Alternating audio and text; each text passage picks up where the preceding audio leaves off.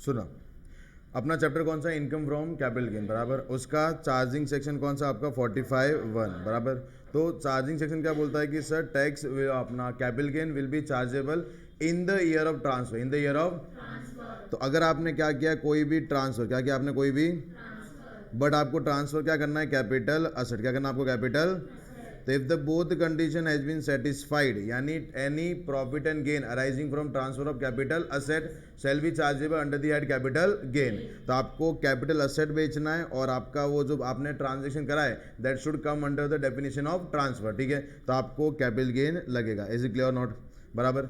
यानी फिर वो क्या बोलते हैं, in the previous year in which such transfer took place, जिस साल में आपने क्या किया सर, बेचा है, वो साल में आपको टैक्स पे करना। तो यहां से अपना इक्वेशन कौन सा आता है कि sir taxable year equal to कौन सा हो जाएगा, taxable year equal to transfer year.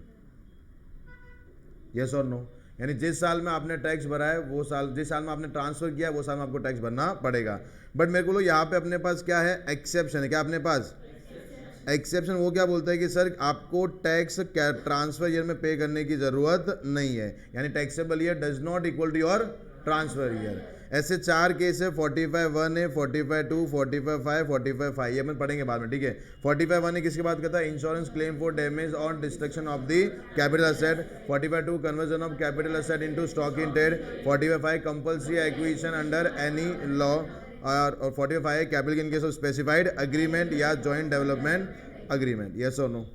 उसके बाद नेक्स्ट आते हैं सर, सबसे पहला what is mean by the capital asset, बराबर। तो वो क्या बोलते हैं sir, capital asset means any kind of property, any kind of movable, immovable, commercial, personal, tangible, intangible, कोई भी property held by the assessee whether और नॉट कनेक्टेड टू बिजनेस और नॉट। यस और नो, यानी इवन वो business का हो या पर्सनल हो तो भी टैक्सेबल कहाँ पे हो जाएगा, कैपिटल गेन में। नेक्स्ट आते हैं any securities held by the foreign institutional investor. अगर फॉरेन इंस्टीट्यूशनल इन्वेस्टर FII कोई भी शेयर्स हेल्ड कर रहा है, बराबर, इवन नेचर उसका ट्रेडिंग का, यानी वो हर दिन क्या करता है, बाइंग एंड सेलिंग, क्या करता है, बाइंग एंड, या फिर वो क्या करता है एज अ इन्वेस्टमेंट, क्या करता है एज अ, जब भी वो शेयर्स बेचेगा उसको टैक्स हमेशा कहाँ पे करना है, कैपिटल गेन में। क्यों, क्योंकि FII को टैक्स कम भरना पड़ेगा यहाँ पे। यस और नो। अगर वो बिजनेस साइड में लेके जाएंगे तो उसको टैक्स ज़्यादा भरना पड़ेगा, तो बोलेंगे सर अगर आप टैक्स ज़्यादा भरवाओगे हम इंडिया में आएंगे नहीं। तो उनको बोला कि एक काम करो, आप भले ही शेयर्स में बाइंग एंड सेलिंग करते हो या फिर आप क्या करते हो, शेयर्स को एज अ इन्वेस्टमेंट, क्या करते हो, as a,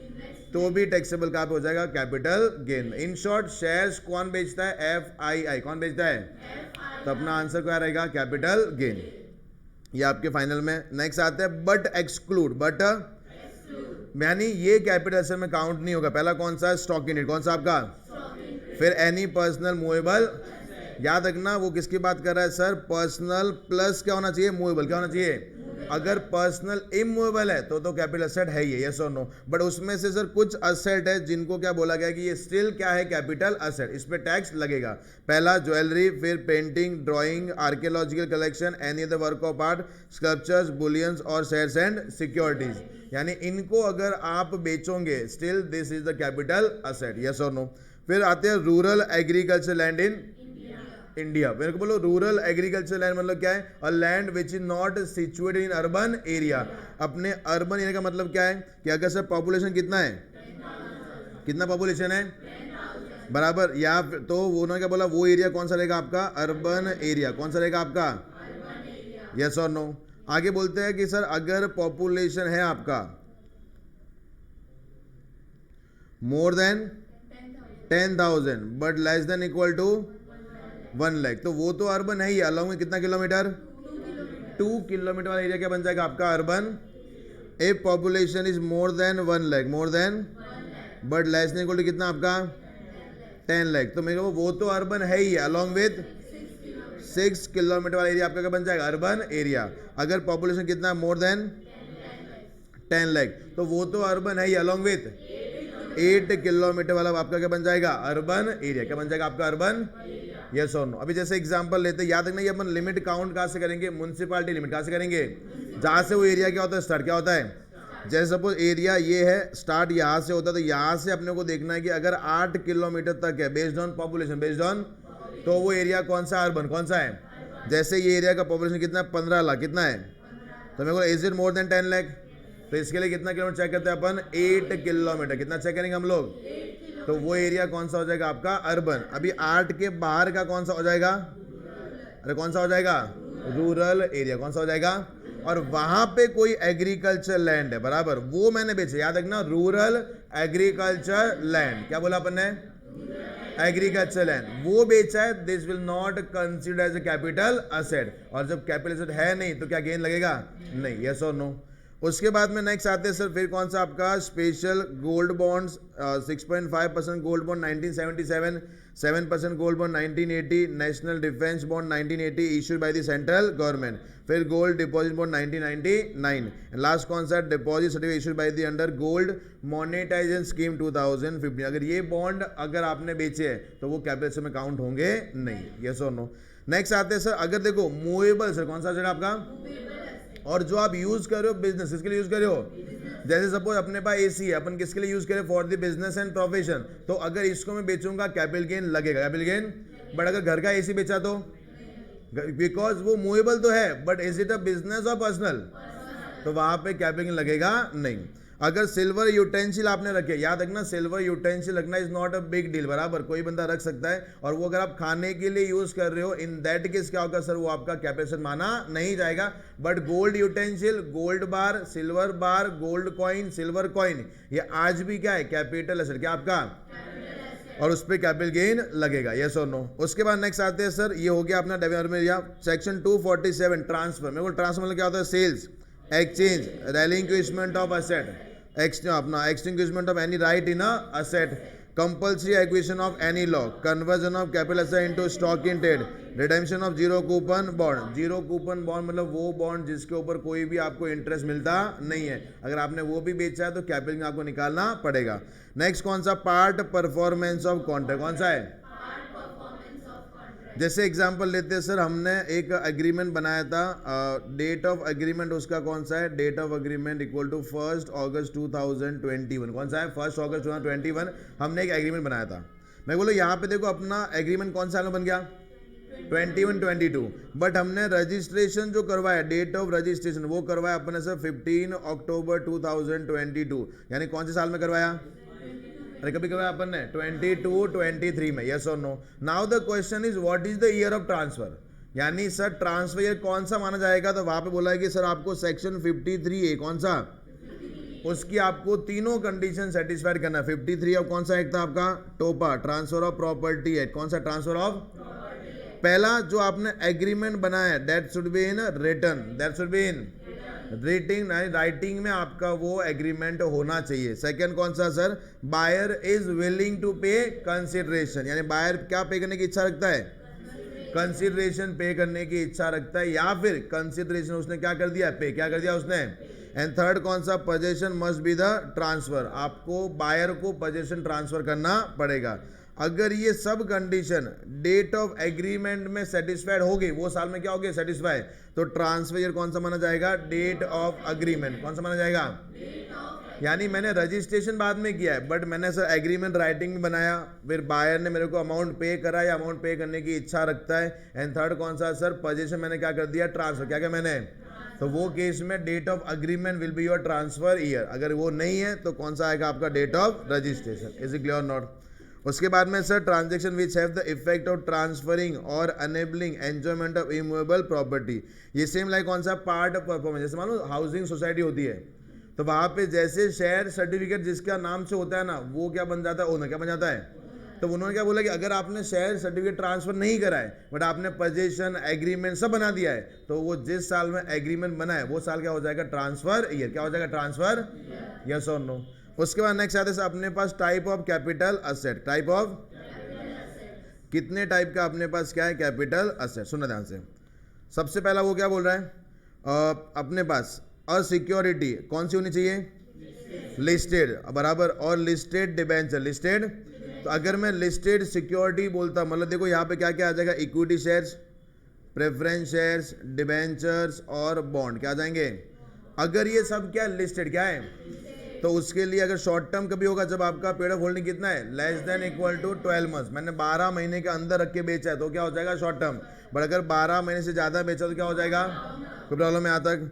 units of UTI और इक्विटी ओरिएंटेड म्यूचुअल फंड। अगर आपने म्यूचुअल फंड क्या बेचे है, बट वो भी कौन सा, इक्विटी ओरिएंटेड, कौन सा है, मेरे बोलो इक्विटी ओरिएंटेड मतलब क्या होता है, 65% एंड मोर, यानी more than equal to amount invested in equity से, अमाउंट इन्वेस्टेड इन, यानी आपने जो पैसा दिया था वो म्यूचुअल फंड की कंपनी ने कितना इन्वेस्ट करा, मोर देन इक्वल टू, तो that fund will be counted as a equity oriented fund. क्या बोलेंगे उसको हम लोग, of domestic company listed on recognised stock exchange. जो लिस्टेड कंपनी में आपने more than equal to 65% invest करा है वो कौन सा हो जाएगा, equity oriented fund.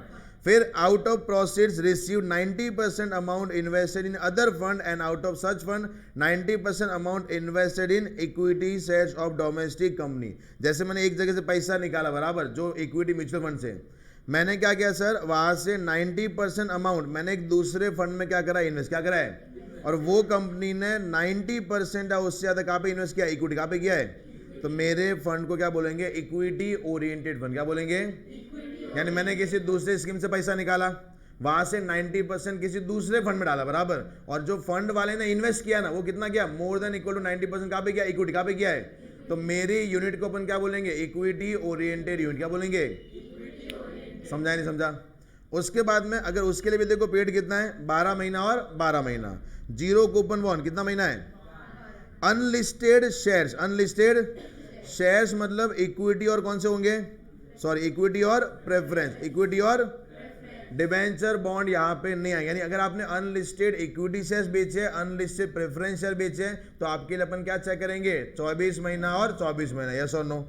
Immovable property that is land and building, वहां पे क्या बोला है सर, 24 मंथ्स और 24 मंथ्स। अगर आपने जमीन और बिल्डिंग बेचा है तो उसके लिए अपन पीरियड होल्डिंग कितना चेक करेंगे, 24 मंथ्स। दूसरी एसेट इनको छोड़ के कितना है, 36 मंथ। कौन सी रह गई, जेपी दास भी, jewellery, painting, drawing, archaeological collection, any other work of art, sculptures.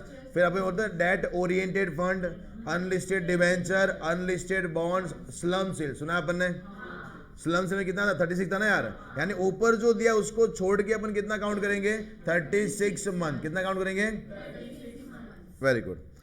उसके बाद में नेक्स्ट आते हैं, ये तो अपने को आता ही रहेगा। अगर मैं शॉर्ट टर्म असेट बेचूंगा तो अपने गेन कौन सा होगा, short term capital gain.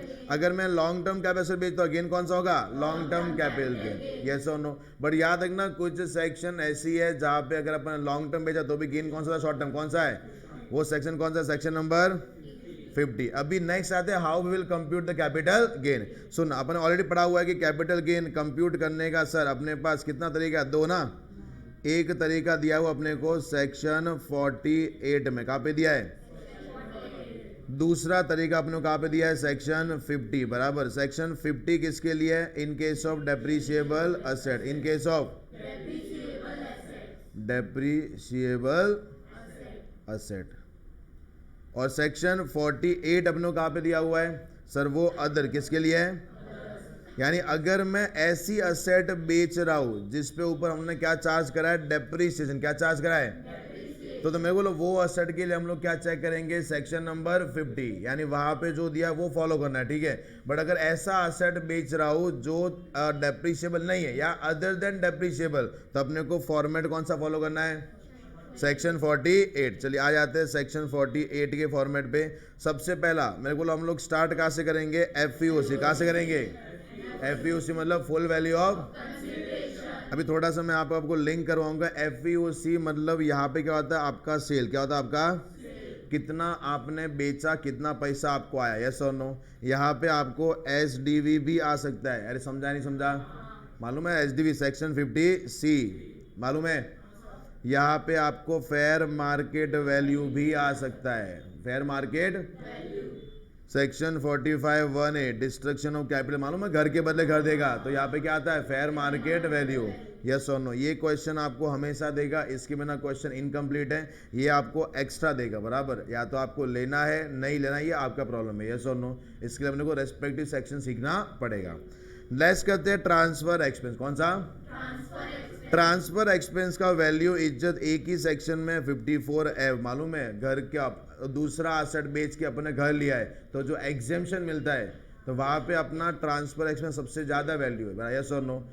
54 app में मालूम है अपने एनवीओसी से कंपेयर करते हैं, यस। तो वहाँ पे याद रखना, अगर वो सेक्शन में एग्जेम्पशन है तो आपको क्वेश्चन में ट्रांसफर एक्सपेंस दिए हुए ही रहेंगे, अदरवाइज देंगे तो लेना है, लेने की जरूरत नहीं है। बट ट्रांसफर एक्सपेंस में आपको प्रोविजन नंबर 7 भी ध्यान रखना है, STT बराबर। अगर STT है हम लोग क्या कर देंगे, इग्नोर, क्या कर देंगे, यानी STT को हम लोग ट्रांसफर एक्सपेंस मानते नहीं है। उसके बाद में आते हैं net value of consideration, net value of, फिर या तो मैं लेस करता हूं कॉस्ट ऑफ एक्विजिशन या लेस करता हूं cost of improvement, cost of. But अपना एक प्रोविजो है जो क्या बोलता है कि सर अगर आपका असेट कौन सा है, लॉन्ग टर्म कैपिटल असेट, कौन सा है, तो आपको नॉर्मल कॉस्ट निकालना है, इंडेक्स कॉस्ट निकालना है, यानी index cost of acquisition, index cost of, वो प्यारा सा प्रोविजो कौन सा है, प्रोविजो नंबर 2, प्रोविजो नंबर 2। वो क्या बोलता है, इन case of long term capital asset, in case of क्या अपना क्या करेंगे, cost of acquisition and cost of improvement both shall be index, both shall be. उसके बाद में आपको गेन या तो कौन सा होगा, लॉन्ग टर्म, या फिर कौन सा होगा आपको, ये आपका आता है सेकंड प्रोविजन बराबर। इन case of long term capital asset cost of acquisition cost of improvement should be index, yes और नो। सेकंड प्रोविजन मार्केट में नहीं आएगा जब कौन आता है, सेक्शन 112 है, यस और नो। याद रखना सेक्शन 112 जब आएगा तो अपने को ना तो सेकंड आएगा ना फर्स्ट आएगा, बराबर, दोनों प्रोविजन एप्लीकेबल नहीं है, यस और नो। फिर अपन ने पढ़ा sir how will compute index cost of acquisition, yes और नो। आज अगर असल में बहुत टाइम पहले परचेज करूंगा, उसको आज बेचूंगा तो इन्फ्लेशन नाम का चीज मार्केट में आएगा, यस और नो।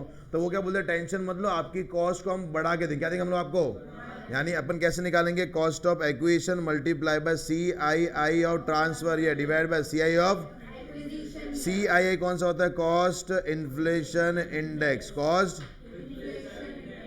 कॉस्ट इन्फ्लेशन, ये आपका क्या है, CII, क्या आपका अभी नेक्स्ट आते हैं सर, अगर सपोज मैंने sir cost of acquisition in case of land and building बराबर, अभी सुनना अपन यहाँ पे पूरा एक बना देते हैं। कॉस्ट ऑफ एक्विजिशन दो पार्ट था, पहला कौन सा था, इफ एक्वायर्ड, इफ बिफोर 1 अप्रैल 2001, और यहाँ पे क्या लिखते हैं, अदरवाइज, क्या लिखते हैं, कोई तकलीफ है। अभी यहाँ पे दो पार्ट था, पहला कौन सा था, इमूवेबल प्रॉपर्टी, इमूवेबल, और दूसरा कौन सा आएगा, अदर असेट, बराबर।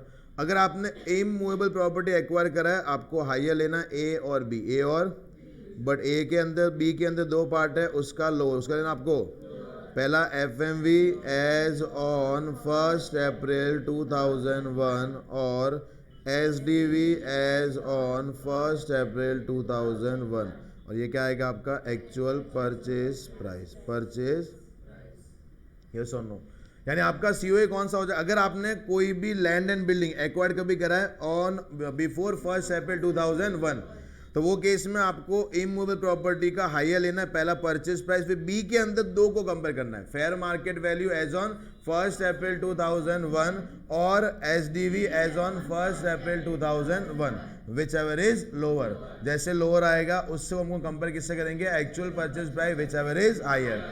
अदर एसेट के लिए क्या बोलता है सर, कुछ टेंशन लेने का नहीं, खाली हायर लेने का, पहला कौन सा, एक्चुअल परचेज प्राइस, एक्चुअल, और FMV as on 1 April 2001, whichever is, क्या लेंगे, whichever is.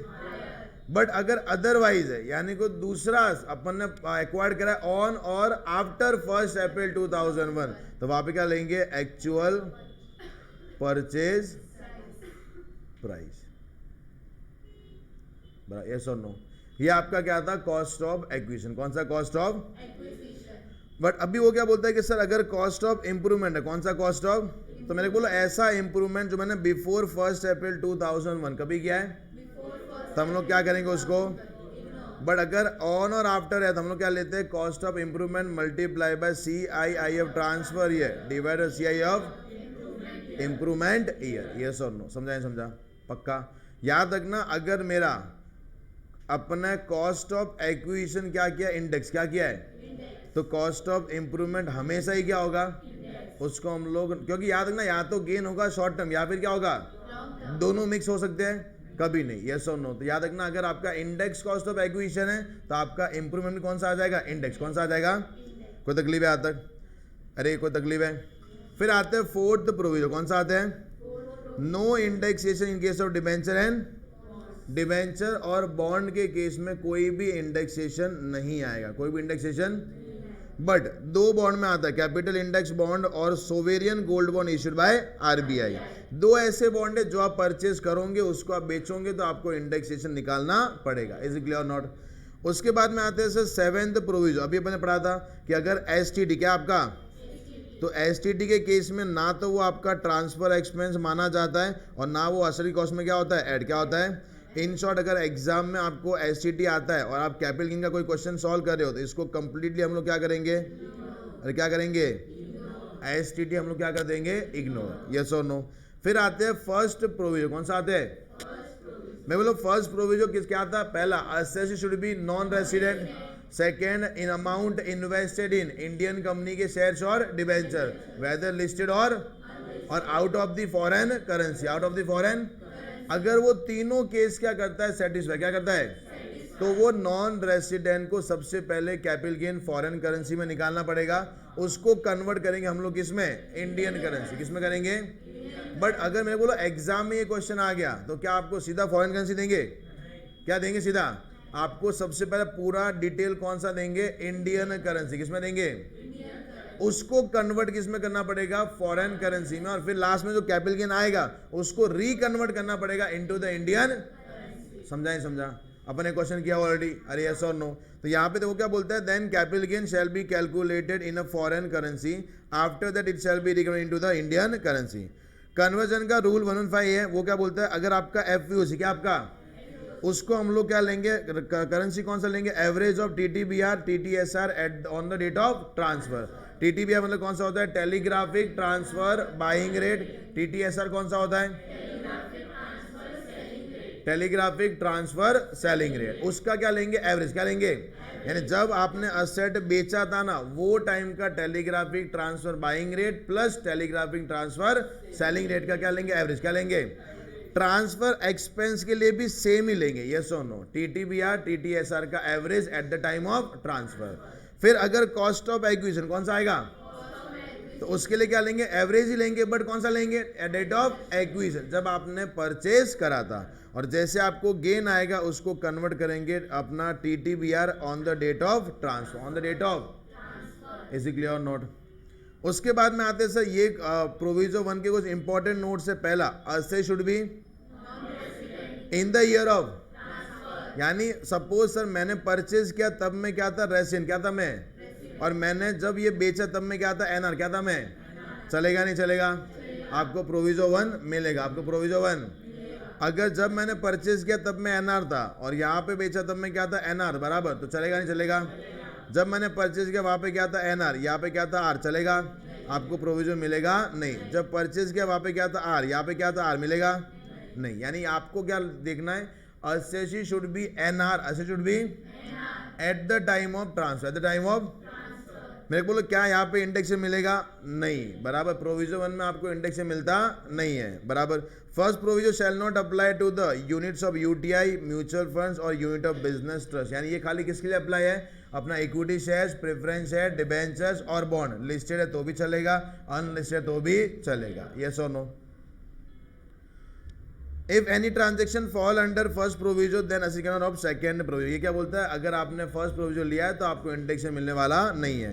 First provision shall not apply when section 112A apply. पढ़ा अपन ने कि जब सेक्शन 112A आता है तो ना तो प्रोविजन 1 काम आता है ना प्रोविजन, यस और नो? थर्ड प्रोविजन वही है, first and second provision will not apply when section 112A apply, yes और नो? समझाइए, कोई तकलीफ है यहाँ तक?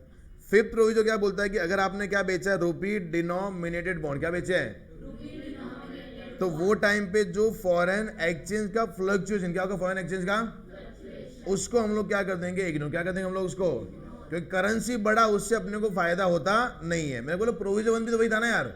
प्रोविजन क्या था कि वो बंदा मालूम है पैसा लेके आएगा डॉलर में, 10,000, कितना लेके आया, 10,000 डॉलर, इंडिया से कमा के भी गया, बट सिंस करेंसी क्या हुआ, इंक्रीज हुआ, तो वो केस में वहां पे डॉलर क्या लेके आया, कम लेके, कम लेके आया ना यार। तो मेरे बोलो वो केस में बंदा कमाया तो था ना, इसके लिए प्रोविजन क्या लेके आए, तो अगर रुपी डिनोमिनेटेड बॉन्ड क्या आपके पास, तो वो केस में क्या बोला, अगर कोई भी फॉरेन एक्सचेंज फ्लक्चुएशन क्या होता है, उसको हम लोग क्या कर देंगे, इग्नोर। क्या करेंगे उसको हम लोग।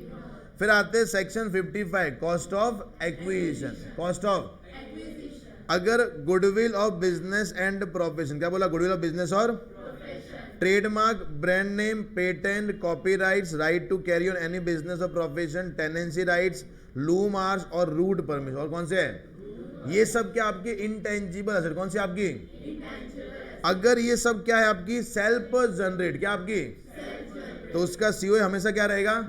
बट अगर अपन ने किसी दूसरे से परचेज करा है, सपोज मैंने गुडविल किसी का परचेज करा है 500 रुपए, कितने परचेज किया है, तो मेरे लिए कॉस्ट ऑफ एक्विजिशन कितना हो जाएगा, 500। और अगर मैं उसको आगे बेचूंगा 800 में, तो 800 माइनस 500 कितना आ जाएगा, 300 कितना आ जाएगा। और अगर इन लॉन्ग टर्म है तो इंडेक्सेशन आपको मिलेगा। अरे यस और नो, समझा नहीं समझा।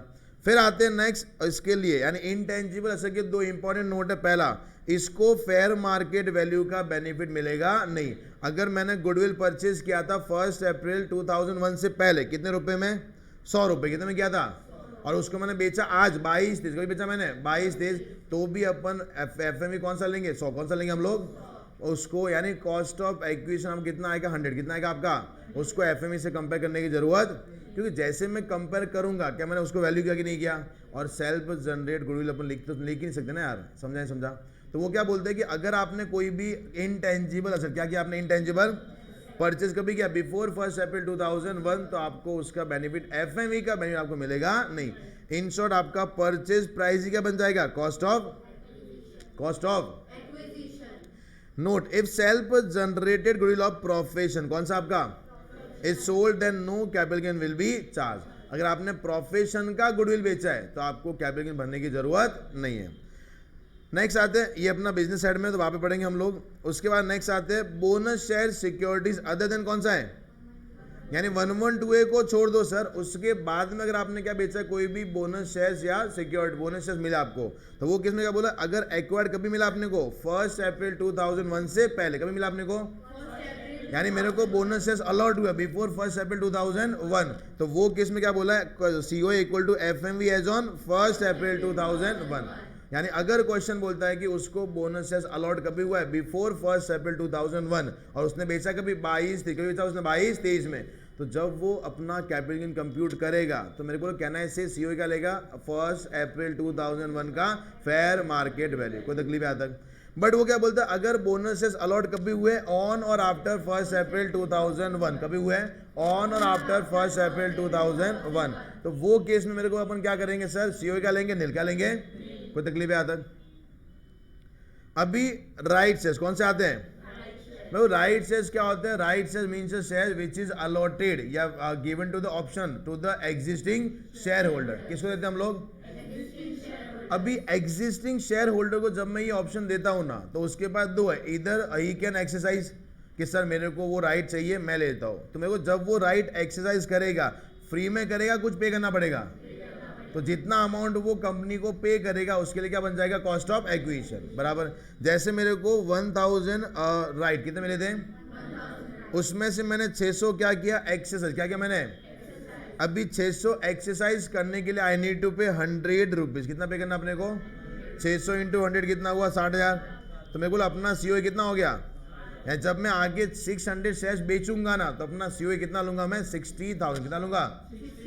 बट मेरे को अभी भी कितने राइट बाकी रह गए, तो मैंने मेरे दोस्त को क्या कर दिया, बेच दिया। क्या कर दिया, इसको हम लोग क्या बोलते हैं, रिनाउंसमेंट। क्या बोलते हैं हम लोग इसको, रिनाउंसमेंट ऑफ राइट। यस और नो।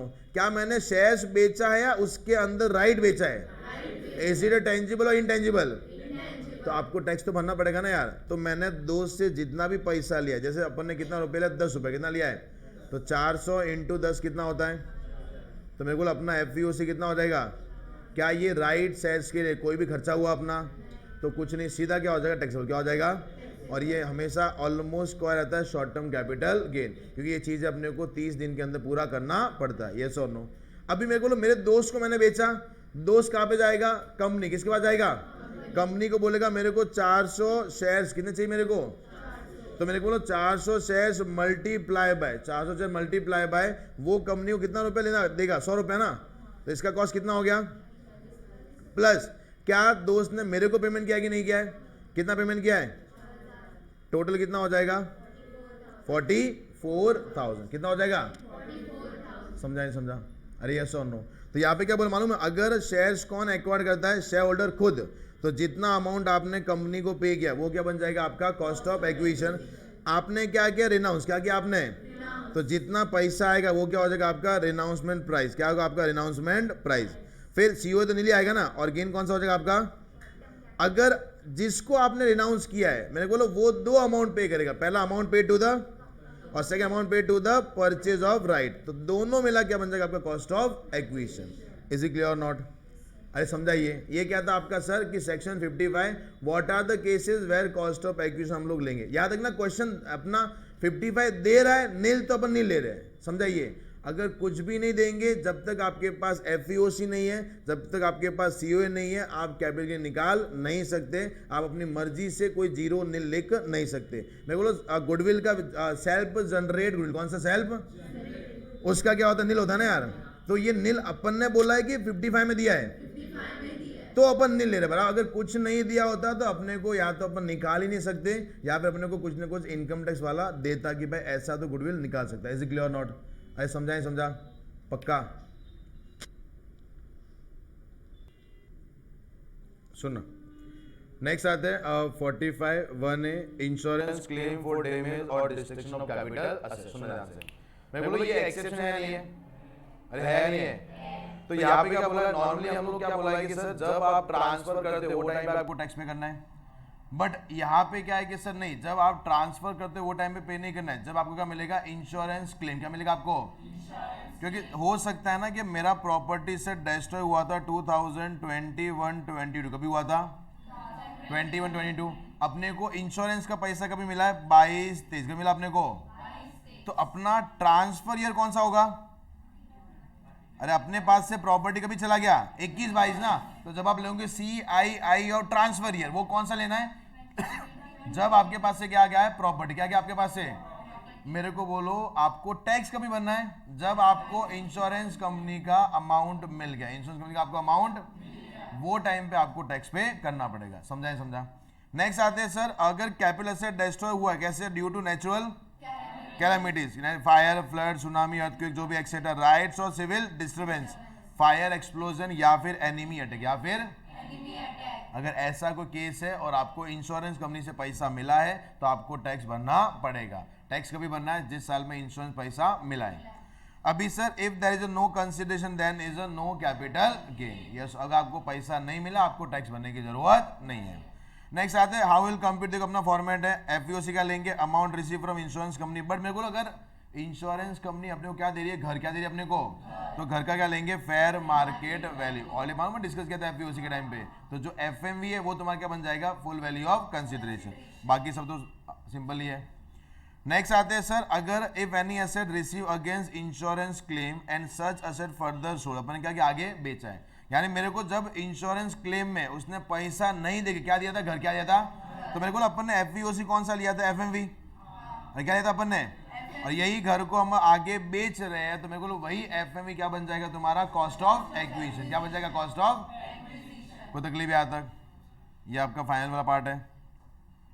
नेक्स्ट आते हैं 45(2) conversion of capital asset into stock in trade. Yes और नो। सबसे सिंपल, मेरे को बोलो अगर मैं स्टॉक क्या बेचता हूं मैं, तो टैक्सेबिलिटी कहाँ पे आता है, पीजीबीपी। अगर मैं कैपिटल एसेट क्या बेचता हूं मैं, कैपिटल एसेट, तो टैक्सेबिलिटी कहाँ पे आता है। अगर मैं कैपिटल एसेट को कन्वर्ट करके स्टॉक में फिर आगे बेचता हूं तो टैक्सेबिलिटी कहाँ पे आएगा, दोनों में। यस और नो। तो कुछ पार्ट तक क्या होगा वो आपका कैपिटल गेन, कुछ पार्ट तक क्या होगा आपका बिजनेस एंड प्रोफेशन। तो कैपिटल गेन कैसे, मेरे को जैसे एग्जांपल लेते, मैंने कन्वर्ट करा उसको 2020-21 में, कभी करा, यानी मेरे पास एक कैपिटल एसेट था उसको कन्वर्ट किया 2020-21 में। यस और नो। तो अपना ट्रांसफर ईयर कौन सा हो जाएगा, 2020-21। यस और नो। अभी इसके अंदर से जो मैंने स्टॉक कन्वर्ट किया 80% मैंने कभी बेचा है 21-22, कभी बेचा है, और 20% कभी बेचा अपन ने 22-23, कभी बेचा अपन ने। तो कैपिटल गेन 2 साल में क्या होगा, टैक्सेबल क्या होगा, 21-22 में कितना परसेंट टैक्स निकालेंगे उसका, यानी पूरा जब कैपिटल गेन निकालोगे ना, जो भी लास्ट आंसर आएगा उसको मल्टीप्लाई क्या कर दो, 80%, मल्टीप्लाई क्या कर दो, और 22-23 में कितना आ जाएगा, कितना आ जाएगा, कोई भी तकलीफ है। यानी यहाँ पे क्या बोलते हैं सर, ट्रांसफर ईयर कौन सा होगा, जिस साल में प्रॉपर्टी क्या हुआ है, कन्वर्ट क्या हुआ है। टैक्सेबल ईयर कौन सा होगा, in the year in which stock has been sold. But जैसा जैसा बिकेगा वैसा वैसा अपने को टैक्स पे करना पड़ेगा। Is it clear, can we lock this. उसके बाद में क्या बोला उसने, सर कैपिटल गेन निकालना कैसे, मेरे को सबसे पहले अपन क्या लेते हैं, एफईओसी ना यार, एफईओसी क्या लेंगे, fair market value as on date of. Simple है, मैं मेरे घर से एसेट लेके जा रहा हूँ धंधे में, बराबर, स्टॉक क्या बना रहा हूँ उसको, स्टॉक। तो अगर मैं घर से एसेट लेके नहीं जाता, मार्केट से परचेज करना पड़ता, तो मार्केट का जो वैल्यू है वही समझो आपने उसके अपने दुकान को बेचा, यस और नो, बाकी तो अपन निकाल देंगे।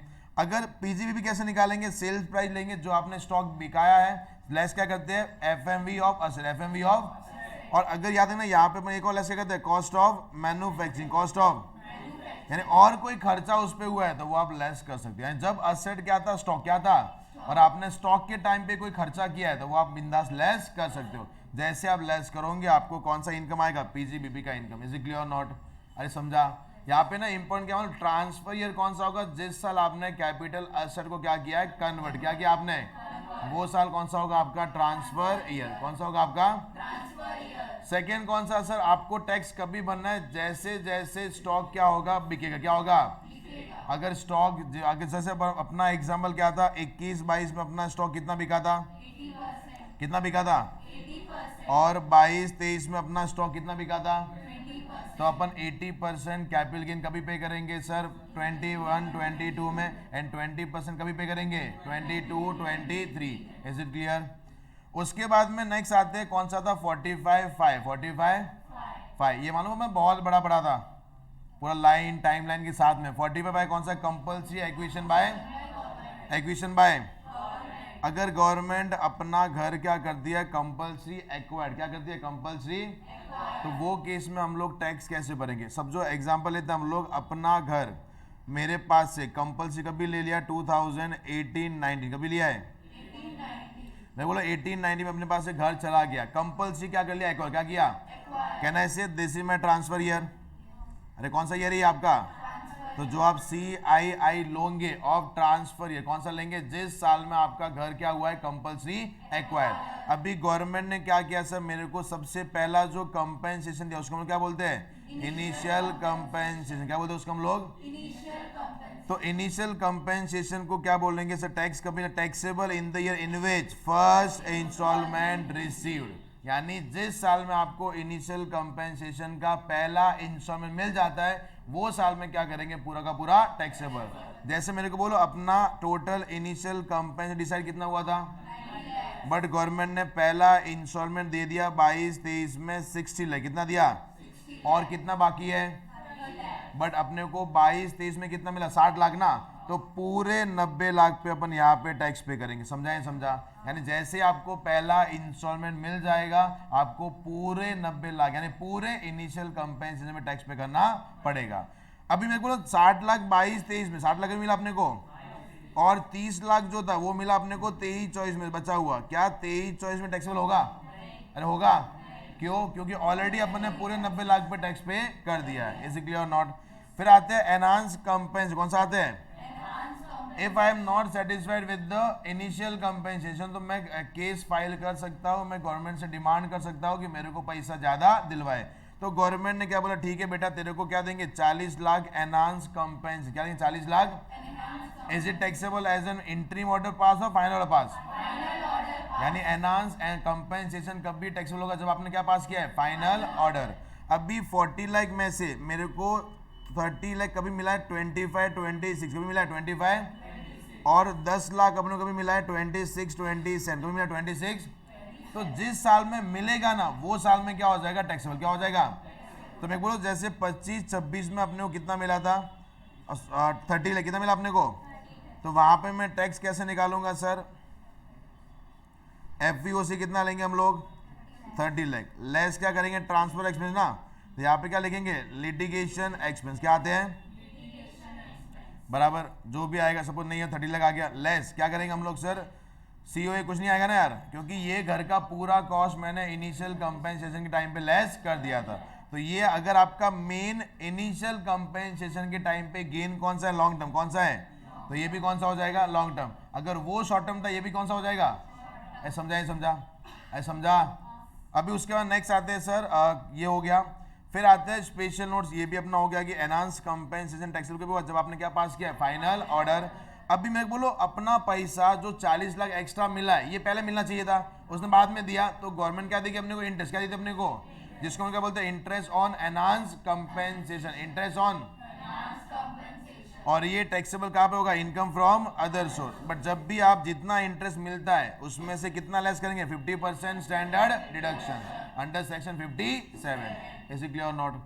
बट याद रखना, जब भी आपको ये वाला इंटरेस्ट मिलेगा, तो जब मिलेगा वो टाइम भी टैक्सेबल है, taxable in the year of receipt, in the year of second. कोई दूसरा खर्चा लेस करने को मिलेगा नहीं, खाली 50% आप स्टैंडर्ड डिडक्शन दे सकते हो अंडर सेक्शन 57। बट मेरे को बोलो, अगर सपोज जिसने ट्रांसफर किया था वो मर गया, उसके लीगल हायर्स को पैसा मिल रहा है, तो उसके पास भी टैक्स लिया जाएगा, यस और नो।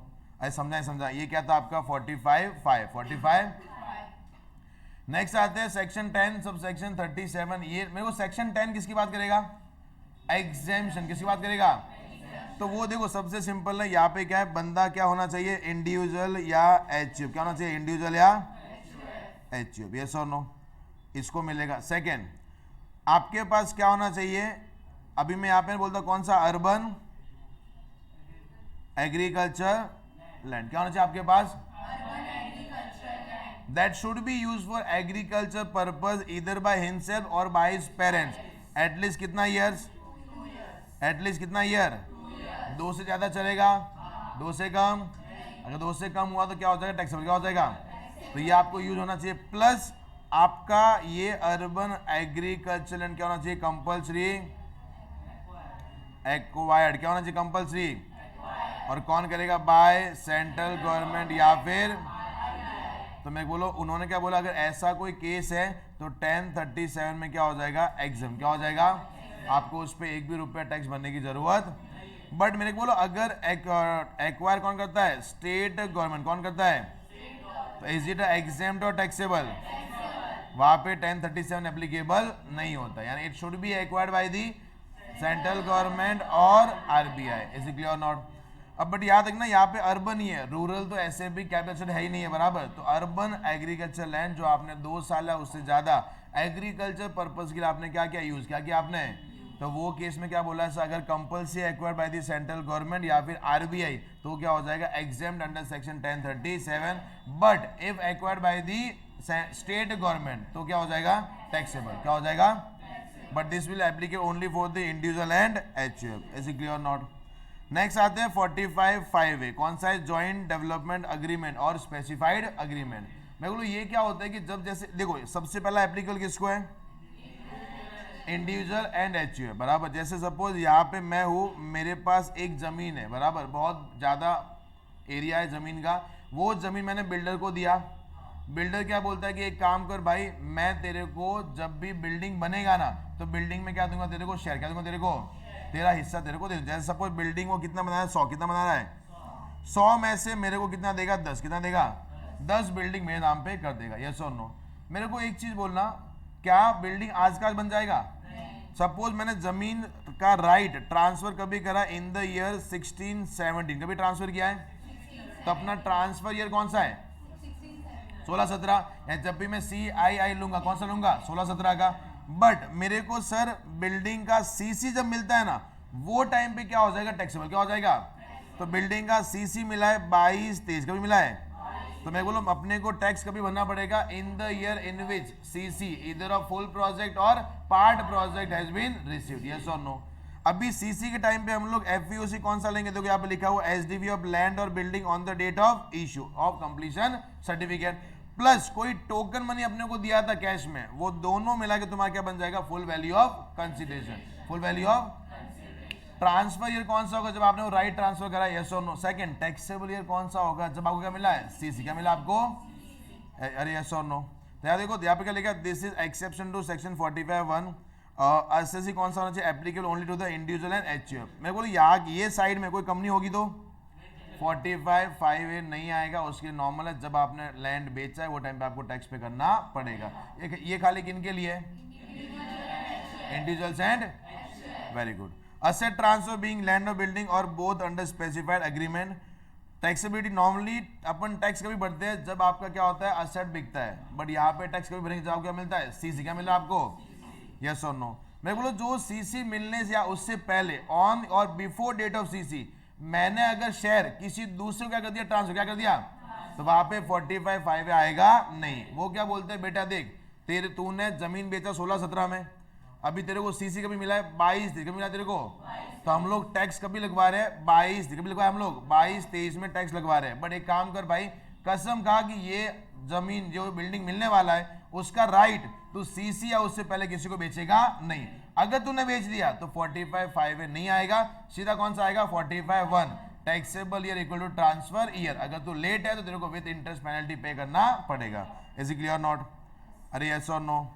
अगर आपने ये शेयर्स बेचे हैं, जो आपको मिला है वो आगे बेचा है, तो आपका एफपीओ से क्या हो जाएगा, SDV plus cash amount, SDV plus बराबर यस और नो। नेक्स्ट आते हैं 46A capital gain on buyback of, buyback of, मैं बोला बायबैक का मतलब मालूम है अपने को, अगर मैंने कंपनी के शेयर्स परचेस करे हैं, कंपनी अपने शेयर्स वापस ले लेती है, यही समझो मैंने कंपनी को शेयर्स वापस बेचे, वापस क्या किया है, तो बेचने पे कंपनी क्या फ्री में बेचे लेगी या पैसा देगी अपने को, तो जो पैसा मिला वो क्या हो जाएगा, full value of, full value of less क्या करते हैं, ट्रांसफर एक्सपेंस क्या आता है अपने को, एनवीओसी, फिर क्या लेस होगा, सीओए या आईसीओए, सीओआई या आईसीओआई, बट सेट्स में सीओआई आईसीओ होता नहीं है, खाली क्या होता है, सीओए या आईसीओए। अब भी मेरे को एक चीज बोलना, यहाँ पे जब टैक्स निकलेगा ना, अभी टैक्स कौन पे करेगा वो अपने को यहाँ पे सीखना है, बायबैक ऑफ शेयर्स। कहाँ पे सीखना है, बायबैक ऑफ। मेरे को एक चीज बोलना सबसे पहला, अगर बायबैक कौन कर रहा है, डोमेस्टिक कंपनी कौन कर रहा है, तो टैक्स कौन पे करेगा, अरे कौन पे करेगा, एट व्हाट रेट, ये कैसे आता है सर, 20% ये रेट है बराबर, प्लस अपना कंपनी का, डोमेस्टिक कंपनी का हाईएस्ट सरचार्ज कितना है, 12%, और हेल्थ एंड एजुकेशन सेस कितना है, कितना परसेंट है, तो 20 के ऊपर 12% ऐड करो, 32 मत बोल देना, ठीक है, कितना आता है 22.4, क्योंकि सरचार्ज किस पे लगता है, टैक्स किस पे लगता है, प्लस 4% कितना आएगा, 23.296, कितना आएगा 23. कोई तकलीफ है यहाँ तक, अरे समझा। मैं वो जब अगर डोमेस्टिक कंपनी बायबैक कर रही है उस पर टैक्स कौन पे कर दिया, कंपनी, क्या शेयर होल्डर पे करेगा, उसमें अंदर क्या हो जाएगा, एग्जाम क्या हो जाएगा। बट यही अगर अदर देन डोमेस्टिक कंपनी है तो टैक्स कौन पे करेगा, शेयर होल्डर, कौन पे नहीं करेगा, कंपनी। बट अगर आपने क्या बायबैक करा, स्पेसिफाइड सिक्योरिटीज, क्या बायबैक किया आपने, तो वो केस में कौन पे करेगा, शेयर होल्डर, कंपनी पे नहीं करेगा, इवन कंपनी डोमेस्टिक हो या फॉरेन, डोमेस्टिक हो या फॉरेन। समझा नहीं समझा, अरे यस और नो? ये अपन पढ़ेंगे, बट कहाँ पे पढ़ेंगे, इनकम फ्रॉम अदर सोर्स में। कॉन्सेप्ट आपका आएगा कौन सा, डीम्ड डिविडेंड, कौन सा आएगा, तो वहां पे हम लोग इसको अच्छे से एग्जाम्पल के साथ में क्लियर करेंगे, यस और नो। चलिए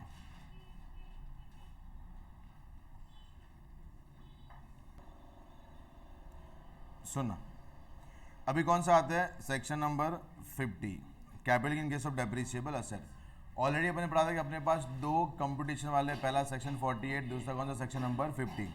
अभी ये बहुत सिंपल बोलता है, सर आपको कैपिटल गेन डेप्रिसिएबल असेट का कंप्यूट कैसे करना, start with the opening WDF block, क्या स्टार्ट करना आपने को, बराबर, उसमें ऐड क्या करेंगे, जितना भी एसेट आपने पूरे साल में परचेज किया ना वो ऐड करना है, जितना आपने पूरे साल में बेचा वो क्या करना, लेस, क्या करना आपको, लेस, क्या करना आपको, लेस करना, यस और नो। तो जो भी आप अगर याद रखना, दोनों ये वाला कॉलम भी आपका पॉजिटिव है, ये वाला कॉलम भी आपका क्या है, तो मेरे को बोलो हम लोग क्या करेंगे उसको, डेप्रिसिएशन, क्या चार्ज करते हैं, कोई तकलीफ है, यानी कोई कैपिटल गेन होगा नहीं। अगर ये निल है और ये अगर पॉजिटिव या नेगेटिव, पॉजिटिव या, तो हम लोग या तो अपने को शॉर्ट टर्म कैपिटल गेन होगा या फिर क्या होगा, short term capital loss, yes और नो। अगर ये वाला कॉलम क्या है, पॉजिटिव है, ये वाला कॉलम क्या है, और ये अगर आपका सर नेगेटिव है तो आपको क्या होगा, शॉर्ट टर्म कैपिटल गेन, क्या होगा, short term capital. In short both the columns are positive, asset का कॉलम भी क्या है, पॉजिटिव है, अमाउंट का कॉलम भी क्या आपका पॉजिटिव है, तो अपने क्या होगा, शॉर्ट टर्म कैपिटल, सॉरी क्या चार्ज करेंगे हम लोग, डेप्रिसिएशन। और अगर दोनों में से कोई नील या फिर अमाउंट का कॉलम नेगेटिव है तो वो केस में इधर अपने को क्या होगा, शॉर्ट टर्म कैपिटल गेन या short term capital loss. But याद रखना यहाँ पे ये वाले पार्ट में जब भी कोई गेन होगा, गेन कौन सा होगा, कौन सा होगा, ये हमेशा ध्यान रखना, भूलना मत, ठीक है, बराबर। सेक्शन 50 से जो भी गेन आएगा कौन सा होगा, देखो nature of asset long term हो सकता है। बिल्डिंग मैंने आज से 10 साल पहले परचेज किया था, मैं डेप्रिसिएशन चार्ज कर रहा हूं, बराबर, तो वो तो सेक्शन 50 में कंप्यूटेशन में गेन कौन सा आता है, कौन सा, शॉर्ट टर्म। बट बिल्डिंग का नेचर कौन सा है, 54 ईसी, याद है, एक क्वेश्चन किया था, मालूम है अपन ने, अरे मालूम है, तो याद रखना नेचर क्या होता है आपका, सर कौन सा, लॉन्ग टर्म। बट यहां से हमेशा आउटपुट कौन सा आएगा, इंडेक्सेशन मिलेगा। सेक्शन 50 में भी आपको इंडेक्स मिलेगा नहीं। इज इट क्लियर और नॉट, अरे बराबर, कोई तकलीफ है। चलिए फिर आते हैं next section 47, that is exempt transfer. कौन सा आपका, ऐसा ट्रांसफर जिसपे आपको कोई कैपिटल गेन लगेगा नहीं, no capital gain. Is it clear और नॉट, सुनना, ये आपका सेक्शन 47 में नहीं आता है, बट क्यों रखा है, ताकि आपको यहाँ पे ना वापस याद हो जाएगा। अगर आपने कंपनी, किसने ने शेयर होल्डर को कोई भी क्या ट्रांसफर किया है, असेट क्या ट्रांसफर किया है, और वो भी कभी किया eight the time of liquidation, eight the time of, तो वो कंपनी के हैंड्स में क्या होता है, एग्जेम, क्या होता है, क्या होता है, यानी शेयर होल्डर को टैक्सेबल किया है बट कंपनी को टैक्स भरने की जरूरत। सेकेंड कौन सा, अगर कोई भी एचयूएफ, कोई भी अपने मेंबर को असेट ट्रांसफर कर रहा है, कभी eight the time of partition, eight the time of, हो सकता है पार्टीशन पूरा ही हो जाए, हो सकता है थोड़ा कम हो, यानी या तो टोटल पार्टीशन या फिर पार्शियल पार्टीशन, वो टाइम पे एचयूएफ जब भी एसेट ट्रांसफर करेगा किसको, शेयर होल्डर को, क्या होगा, एग्जेम्प्ट, क्या होगा। सेकेंड कौन सा, mister A, mister B, mister, तो अगर कोई भी बंदा किसी बंदे को क्या दे रहा है, गिफ्ट, क्या दे रहा है, यहाँ पे कोई प्रॉपर्टी दे रहा है विल के थ्रू, इनहेरिटेंस या फिर इररिवोकेबल ट्रस्ट, क्या होगा, एग्जेम्प्ट, क्या होगा। यानी सपोज मैंने आपको प्रॉपर्टी गिफ्ट दिया, बराबर, मैं तुमको जानता तक नहीं हूं तो भी मैंने आपको गिफ्ट दे दिया, इज इट टैक्सेबल एग्जेम्प्ट, मेरे को टैक्स पे करने की जरूरत, मैंने आपको घर दिया, मेरे को कोई कैपिटल पे करने की जरूरत नहीं है। उसके बाद में से अगर याद रखना, अगर कोई भी कंपनी किसी दूसरी कंपनी को क्या कर रही है, असेट क्या ट्रांसफर कर रही है, तो वो केस में क्या होगा, एग्जेम्प्ट। बट जो कंपनी, दोनों के बीच में रिलेशन कौन सा चाहिए, होल्डिंग और सब्सिडरी, होल्डिंग और, तो ये होल्डिंग कंपनी है और ये कौन सा, Holi own subsidy, Holi own, Holi मतलब क्या होता है, 100% शेयर इसके पास होना चाहिए, यस और नो। और इतना ध्यान रखना, transferee company should be Indian company, कौन सा होना चाहिए, इज इट क्लियर और नॉट।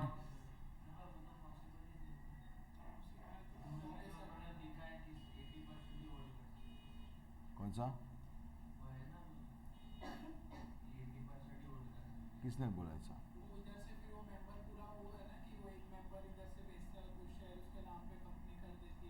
होता है ऐसा, क्यों, ऐसा थोड़ी है, पढ़ते बाद में, ठीक है, सुनना।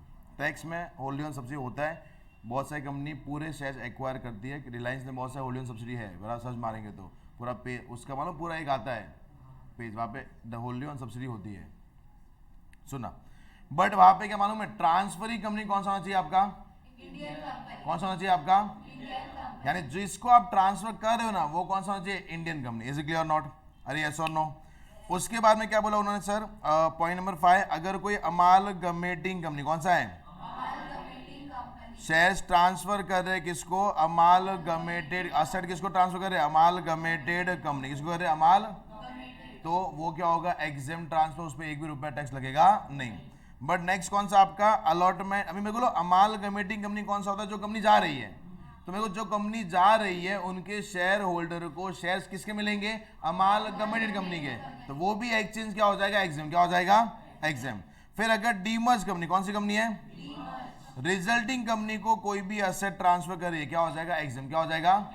और मेरे को रिजल्टिंग कंपनी जो है, डीमर्ज कंपनी मतलब जहां से टुकड़ा जा रहा है, यस और नो, तो जो जा रहा है उसके शेयर होल्डर को रिजल्टिंग कंपनी के भी शेयर्स मिलेंगे ना यार, तो वो भी क्या होते हैं, एग्जेम्प्ट, क्या होते हैं, एग्जेम्प्ट। नेक्स्ट आते हैं transfer any work of art, आपने ट्रांसफर किया है, मैन्युस्क्रिप्ट आपने ट्रांसफर किया, बुक, ड्राइंग, पेंटिंग, फोटोग्राफ और प्रिंट एक्सेट्रा, किसको किया आपने, मैंने किसको ट्रांसफर किया है, या यूनिवर्सिटी किसको किया अपन ने, या नेशनल म्यूजियम, क्या हो जाएगा एग्जेम्प्ट। फिर आगे आते हैं, अगर बॉन्ड और डिबेंचर, बॉन्ड और उसको आपने कन्वर्ट किस में किया है, शेयर्स में, क्या हो जाएगा। जैसे मेरे को मेरे पास ये बॉन्ड पड़े हैं, मैंने इसको कन्वर्ट किस में किया है, तो ये जो कन्वर्जन है इज इट टैक्सेबल और एग्जेम्प्ट, इस पे आपको कोई भी टैक्स पे करने की जरूरत। बट अगर मैं आगे जब वो शेयर्स बेचूंगा तो इज इट टैक्सेबल और एग्जेम्प्ट, ये क्या हो जाएगा, अरे क्या हो जाएगा। तो याद रखना टैक्सेबल होगा तो हम लोग क्या लेते हैं, एफईओसी, लेस क्या करते हैं, क्या आएगा, फिर लेस क्या करेंगे, सीओ या आईसीओ। अपन ने बेचा क्या है, शेयर्स, बट क्या शेयर्स अपन ने खरीदे थे या कन्वर्ट हुए, तो जो बॉन्ड का कॉस्ट होगा ना वही तुम्हारा क्या बन जाएगा, कॉस्ट ऑफ एक्विजिशन। जितने में आपने बॉन्ड खरीदे थे वही तुम्हारा क्या बन जाएगा, कॉस्ट ऑफ। और पीरियड ऑफ होल्डिंग भी स्टार्ट कहाँ से करेंगे, जब आपने क्या परचेज किया था, बॉन्ड, क्या परचेज किया आपने, समझा समझा।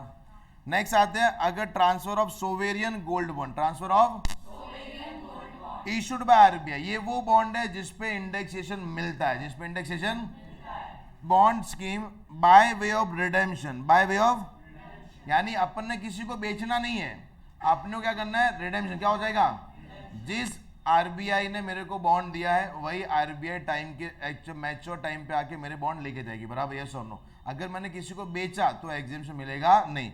बट कौन बेचना चाहिए, बीइंग एन, यानी आरबीआई ने सोवेरियन गोल्ड बॉन्ड किसको दिए थे, इंडिविजुअल, किसको दिए थे, अभी 5 साल के बॉन्ड थे, 5 साल के बाद में उसने वापस बॉन्ड ले लिए, ये कौन सा ट्रांसफर है, एग्जाम, कौन सा है। बट मेरे बोलो, मेरे को आरबीआई ने बॉन्ड दिए थे, मैंने आरबीआई को छोड़ के किसी दूसरे को बेच दिए, इज इट एग्जेम्प्ट और टैक्सेबल, ये क्या हो जाएगा, यानी डिवेंचर जो आप, सॉरी बॉन्ड जो आपके है वो आरबीआई खुद रिडीम करनी चाहिए, यस और नो, समझाए समझा। आप किसी दूसरे को बेच नहीं, बेचा है तो क्या हो जाएगा, टैक्सेबल, क्या हो जाएगा। अगर प्रॉपर्टी फर्म है, फर्म एओपी बीओआई, आपने को असेट ट्रांसफर करा है कभी eight the time of conversion, eight the time of, आप अपने आप को कन्वर्ट किसमें करवा रहे हो, कंपनी, तो आपने जो भी असेट ट्रांसफर करी है वो क्या हो जाएगी, एग्जाम, क्या हो जाएगी। फिर कौन सा, प्राइवेट कंपनी, अनलिस्टेड कंपनी, आपने अपने आप को कन्वर्ट किसमें करवाया, एलएलपी किसमें करवाया आपने, और वो टाइम पे आप कोई भी कैपिटल एसेट ट्रांसफर करो, क्या हो जाएगा, एग्जाम, क्या हो जाएगा। नेक्स्ट आते हैं, transfer of capital asset under reverse mortgage, under, इसको यहाँ पे समझते हैं, रिवर्स मॉर्टगेज किसके लिए होता है सर, सीनियर, सीनियर, अगर सिंगल इंसान है तो वो मोर देन इक्वल टू 60 साल का होना चाहिए, बट अगर सिंगल छोड़ के कपल है तो दोनों में से कोई भी एक 60 साल या उससे ज्यादा का होना चाहिए। बट होना क्या चाहिए सर, आपका सीनियर सिटीजन, क्या होना चाहिए, सीनियर। अभी मेरे को बोलो, senior citizen mortgage house property bank give either lump sum amount और regular income plus can continue live in house, बराबर। यानी पहले क्या बोला, वो बंदा घर लेके गया तो बैंक क्या बोलते मालूम है कि देखो अंकल आपके जीने के चांस बहुत क्या लग रहे हैं, कम, क्या लग रहे हैं, एक काम करो इतना पैसा लेके जाओ, ये घर हमारे नाम पे रख दो, बराबर, और आप इसमें रहना, आप रह सकते हो, यस और नो। ये क्या होता है, रिवर्स मॉर्टगेज, क्या होता है, बराबर। यानी वो केस में बैंक जो भी अपने को पैसा देगी ना, क्या हो जाएगा, एग्जाम, क्या हो जाएगा। अभी हो सकता है बैंक आपको लमसम अमाउंट दे कि इसे एक काम करो 60 लाख रुपया लो, आप बढ़िया जिंदगी जी लो, बराबर, या फिर आपको हर महीने 30,000 रुपया दे रही है, सबके सब क्या हो जाएंगे, एग्जाम, क्या हो जाएंगे। इज इट क्लियर नॉट, अरे यस और नो। बट अगर बैंक को किसी को बेच रही है at the time of alienation of mortgage property by bank for the purpose of recovering the loan, ये क्या हो जाएगा, टैक्सेबल, क्या हो जाएगा। अगर सीनियर सिटीजन को रिवर्स मॉर्टगेज के अंदर कोई भी अमाउंट मिलता है, इधर लमसम और इंस्टॉलमेंट, क्या हो जाएगा, एग्जाम, क्या हो जाएगा। बट वो बैंक जब क्या करेगी, प्रॉपर्टी को बेचेगी फॉर रिकवरिंग द लोन, तो बैंक के हैंड्स में क्या हो जाएगा, टैक्सेबल, क्या हो जाएगा, क्या हो जाएगा। कोई तकलीफ है यहाँ तक, चलिए। उसके बाद में नेक्स्ट कौन सा आता है, conversion of preference into same like bonus भरा अपना डिबेंचर्स, यस और नो। उसके बाद में ट्रांसफर ऑफ रूपी डिनोमिनेटेड बॉन्ड बाय एक एनआर से लेके दूसरे एनआर, बराबर, इंडिया के बाहर, कहाँ पे बेचना है, तो क्या हो जाएगा, एग्जेम्प्ट ट्रांसफर, क्या हो जाएगा। फिर transfer of government securities outside India, outside, एक एनआर दूसरे एनआर को बेच रहा है इंडिया के बाहर, क्या पे बेच रहा है, इंडिया के, तो वो ट्रांसफर कौन सा आपका, एग्जाम, कौन सा आपका। फिर transfer of unit by unit holder under consolidating schemes plan of mutual fund, plan of, अपने इसका एग्जांपल लिया था कि जैसे सपोज मेरा प्लान कौन सा है, प्लान 1, कौन सा है, यानी मैंने प्लान 1 के अंदर क्या किया, इन्वेस्ट, क्या किया है, और वहाँ की कंपनी के क्या मिले मेरे को, यूनिट। क्या मिले अपने को, म्यूचुअल फंड की यूनिट मिली है। मेरे एक दोस्त का प्लान कौन सा है, प्लान नंबर 2। कौन सा प्लान नंबर, और मेरे को वहाँ की कंपनी का क्या मिला, यूनिट। क्या मिला अपने को, क्या मिला अपने को। अभी मैं बोलो म्यूचुअल फंड कंपनी ने एक नया प्लान लॉन्च करा, वो कौन सा, प्लान नंबर 3। कौन सा, प्लान नंबर। तो वो क्या कर रहे मालूम है, दोनों कंपनी दोनों प्लान को मर्ज करके एक नया प्लान बना रही है, यस और नो। यहाँ का यूनिट अलग होगा, अरे इज इट क्लियर और नॉट। तो मैंने मेरा एक यूनिट को सेक्रीफाइस करके दूसरा यूनिट मेरे को मिल रहा है, यस और no. Is it exchange, yes. But ये क्या होगा, एग्जाम। क्या होगा आपको, इस पे आपको कोई भी टैक्स पे करने की जरूरत नहीं है। समझा, समझा, अरे यस और नो। उसके बाद में नेक्स्ट आते हैं section 49, cost of acquisition in certain circumstance. सुनना ध्यान से, ये मोस्ट इंपॉर्टेंट याद रखना। एक तो किसके लिए, एचयूएफ। किसके लिए, एचयूएफ जब क्या करता है, पार्शियल या फिर होली पार्टीशन, क्या करता है, पार्टीशन। तो वो केस में आएगा। सेकंड कौन सा, आपको प्रॉपर्टी कैसे मिला, गिफ्ट। कैसे मिला है, तो वो केस में आएगा, यस और नो। फिर अमालगमेटिंग वाला वो केस है। बट ये दो केस सबसे ज्यादा इंपॉर्टेंट है कि ये जो 49 में कॉस्ट ऑफ एक्विजिशन है ना, ये किसके लिए आएगा, अगर एचयूएफ ने कोई प्रॉपर्टी क्या करा है, अपने मेंबर को ट्रांसफर करा है in the time of partial partition और फुल्ली पार्टीशन, यस और नो। सेकेंड कौन सा, अगर मेरे को प्रॉपर्टी मिला कैसे, गिफ्ट। कैसे मिला अपने को, जैसे सपोज ये बंदा कौन है, ए, ये कौन है, बी, और ये कौन है, सी। अब ए ने क्या किया, बी को एक घर दिया है, बट वो घर क्या दिया है, पूरा गिफ्ट। क्या दिया है, गिफ्ट, फ्री में दिया है। क्या ए को टैक्स भरना पड़ेगा, नहीं, बिकॉज ये कहां पे आ जाएगा, एग्जेम्प्ट ट्रांसफर। कहां पे आ जाएगा, बट बी ने प्रॉपर्टी किसको बेचा, तो मेरे को जब बी ने सी को बेचा, इज इट टैक्सेबल और एग्जेम्प्ट, टैक्सेबल। तो ये बंदा अपना कैपिटल निकालेगा, एफईओसी क्या लेगा, जो पैसा आपने कौन दिया है, सी। कौन दिया अपने को, सी ने जो पैसा दिया वो लेंगे। लेस क्या करते हैं, क्या आएगा, फिर लेस क्या करते हैं, कॉस्ट या इंडेक्स, बराबर, यस और नो। मैं कॉस्ट कौन सा लिख मालूम है, लास्ट प्रीवियस ओनर, जिसकी जेब से पैसा गया था उसका कॉस्ट। यानी अगर वो जमीन और जो घर मिस्टर ए ने परचेज कितने में किया, 10 लाख, कितने में किया है, वही बी के लिए क्या हो जाएगा, कॉस्ट ऑफ एक्विजिशन। क्या हो जाएगा, कॉस्ट ऑफ। अभी बी के पास दो ऑप्शन है, पीरियड ऑफ होल्डिंग कौन सा लेगा, या तो ए से स्टार्ट कर ले कि जिस दिन ओरिजिनल मालिक को प्रॉपर्टी मिला था वहां से काउंट कर लो, या फिर जिस दिन बी को मिला, जिस दिन इसको मिला था, तो कहना है C I I of transfer year divide by C I of gifted years, yes और नो। समझा, समझा, अरे समझाइए। तो दोनों ऑप्शन अपने बी के पास है। पहला कौन सा, या तो वो सी आई कहां से ले, ए कहां से ले, जब ए को मिला था, या फिर सी आई कहां से ले, जब बी को गिफ्ट मिला, यस और नो। समझा। बट कॉस्ट ऑफ एक्विजिशन कौन सा लेंगे, लास्ट प्रीवियस ओनर। कौन सा लेंगे, कोई तकलीफ है यहाँ तक। उसके बाद में फिर नेक्स्ट आते हैं, और याद रखना अगर बी के बीच में ए ने कोई इंप्रूवमेंट भी किया है ना, तो प्रीवियस ओनर के जितने भी इंप्रूवमेंट है वो भी हम लोग कंसीडर्ड करेंगे, अरे यस और नो। कोई तकलीफ है यहाँ तक। यानी बी अगर सपोज ए ने बहुत सारे इंप्रूवमेंट किए थे, तो जब बी कैपिटल गेन निकालेगा तो ए के पूरे इंप्रूवमेंट वो लेस करेगा, ए समझो उसने ही किया, यस और नो। तो सादा इंडेक्स जो भी हो हम लोग उसको कंप्यूट करेंगे। इज इट क्लियर नॉट, अरे समझा। नेक्स्ट आता है section 50B, capital gain in case of slump sale. In case of, चलो मेरे को बोलो स्लम सेल क्या होता है, without valuing individual value of asset and liability. यानी मैं असेट और लाइबिलिटी को अलग से वैल्यू नहीं कर रहा हूं, एक ही साथ में मैं मेरा अंडरटेकिंग या यूनिट क्या कर रहा हूं, ट्रांसफर क्या कर रहा हूं, उसको हम लोग क्या बोलते हैं, स्लम सेल। क्या बोलते हैं उसको हम लोग, क्या बोलते हैं उसको हम लोग, स्लम सेल, यस और नो। अभी स्लम सेल में सबसे सिंपल है सर, अपन फॉर्मेट कौन सा अपना, फुल वैल्यू ऑफ कंसीडरेशन। कौन सा आपका, लेस क्या करते हैं, क्या आएगा, फिर लेस क्या करेंगे। मैं बोलो ये 50B भी ऐसा है कि जहां पे कोई इंडेक्सेशन मिलेगा, नो इंडेक्सेशन, नो। फिर क्या आएगा अपने को, या तो लॉन्ग टर्म या फिर कौन सा आएगा। अभी सुनना एकदम ध्यान से, उन्होंने क्या बोला सर, एफईओसी कौन सा लेंगे सर, सबसे पहला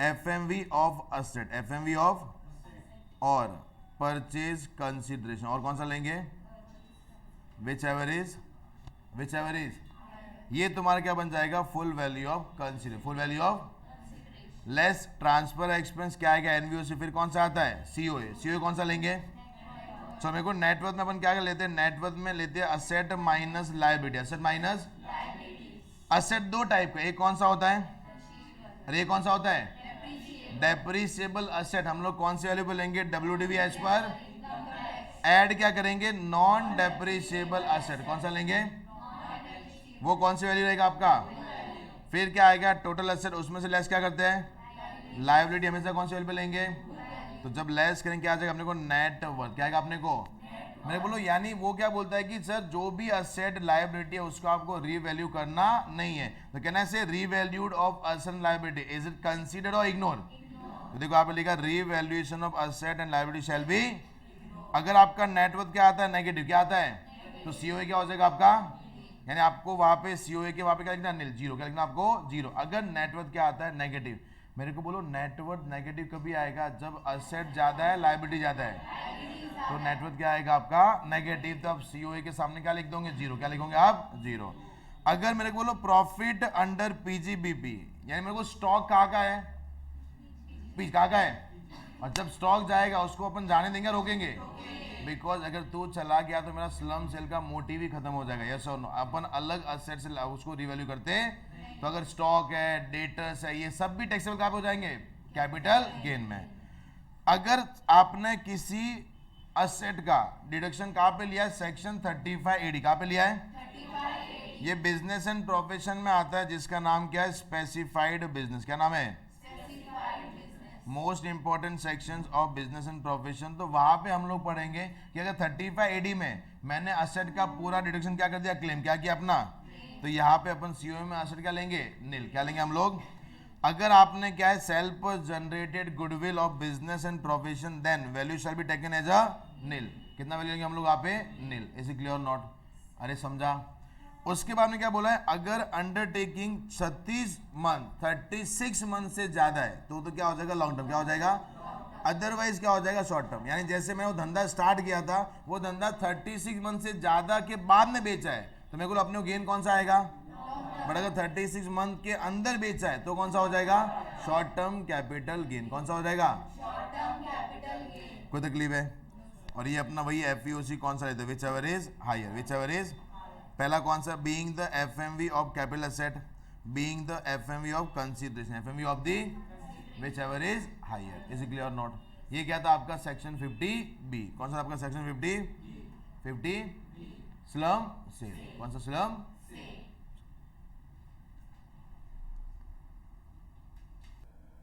चलो सुना। नेक्स्ट कौन सा आपका section 50C, section 50C, valuation of consideration in case of land and building और बोथ। याद रखना जब ये सेक्शन पढ़ते हो तो आपकी दो सेक्शन कवर हो जाती है, एक खुद सेक्शन 50C और एक कौन सा है 43C है।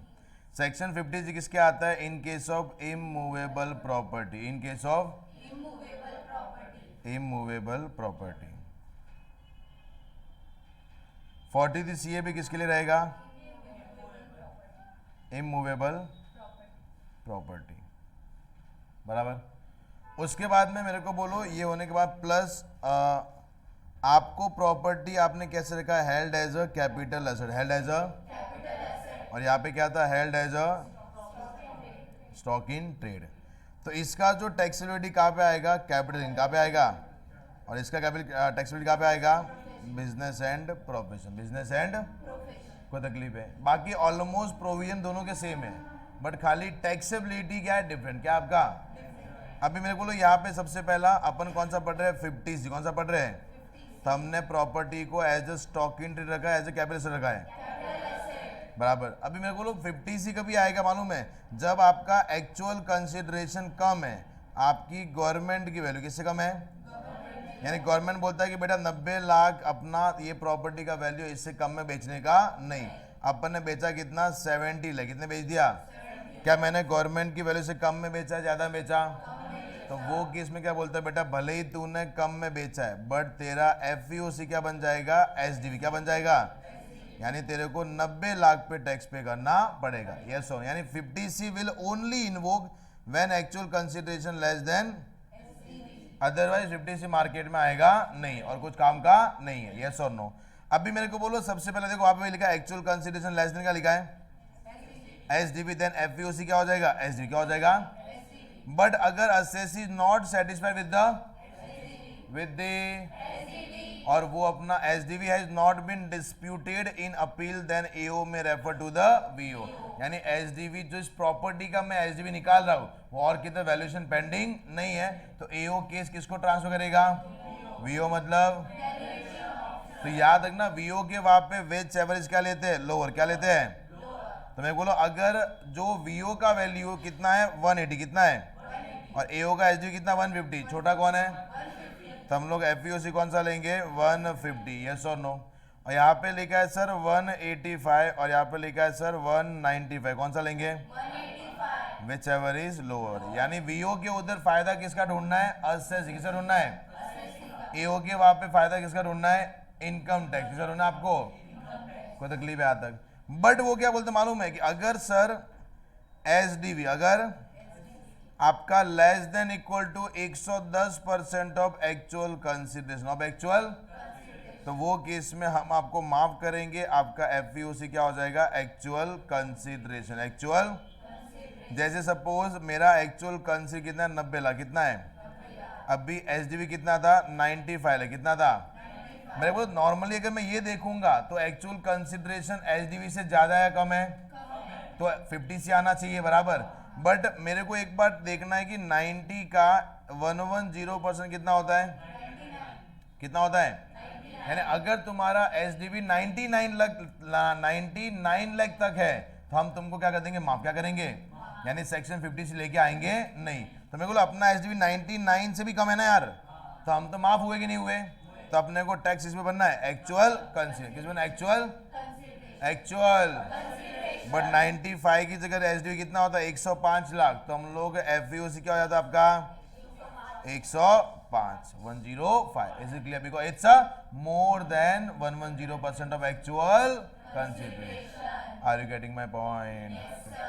नेक्स्ट आते हैं SDV ऑन विच डेट, कौन सी डेट का हम लोग SDV लेंगे। इसके अंदर 3 सेक्शन कवर होता है, section 50C, 43CA, 56 to 10।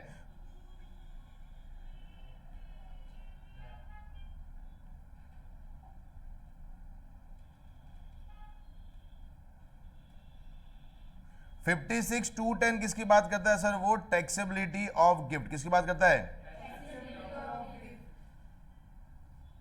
Taxability of. और मैं बोलूं गिफ्ट का टैक्सेबिलिटी हम लोग कहां पे पढ़ेंगे, इनकम फ्रॉम।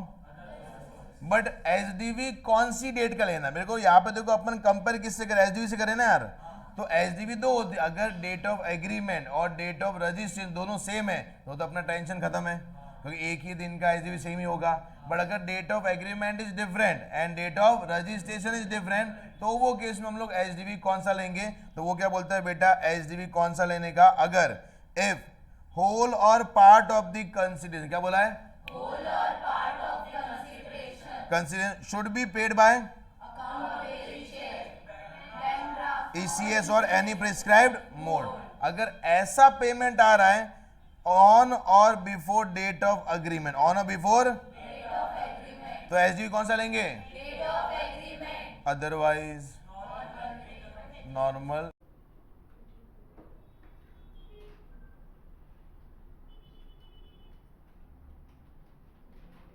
सुना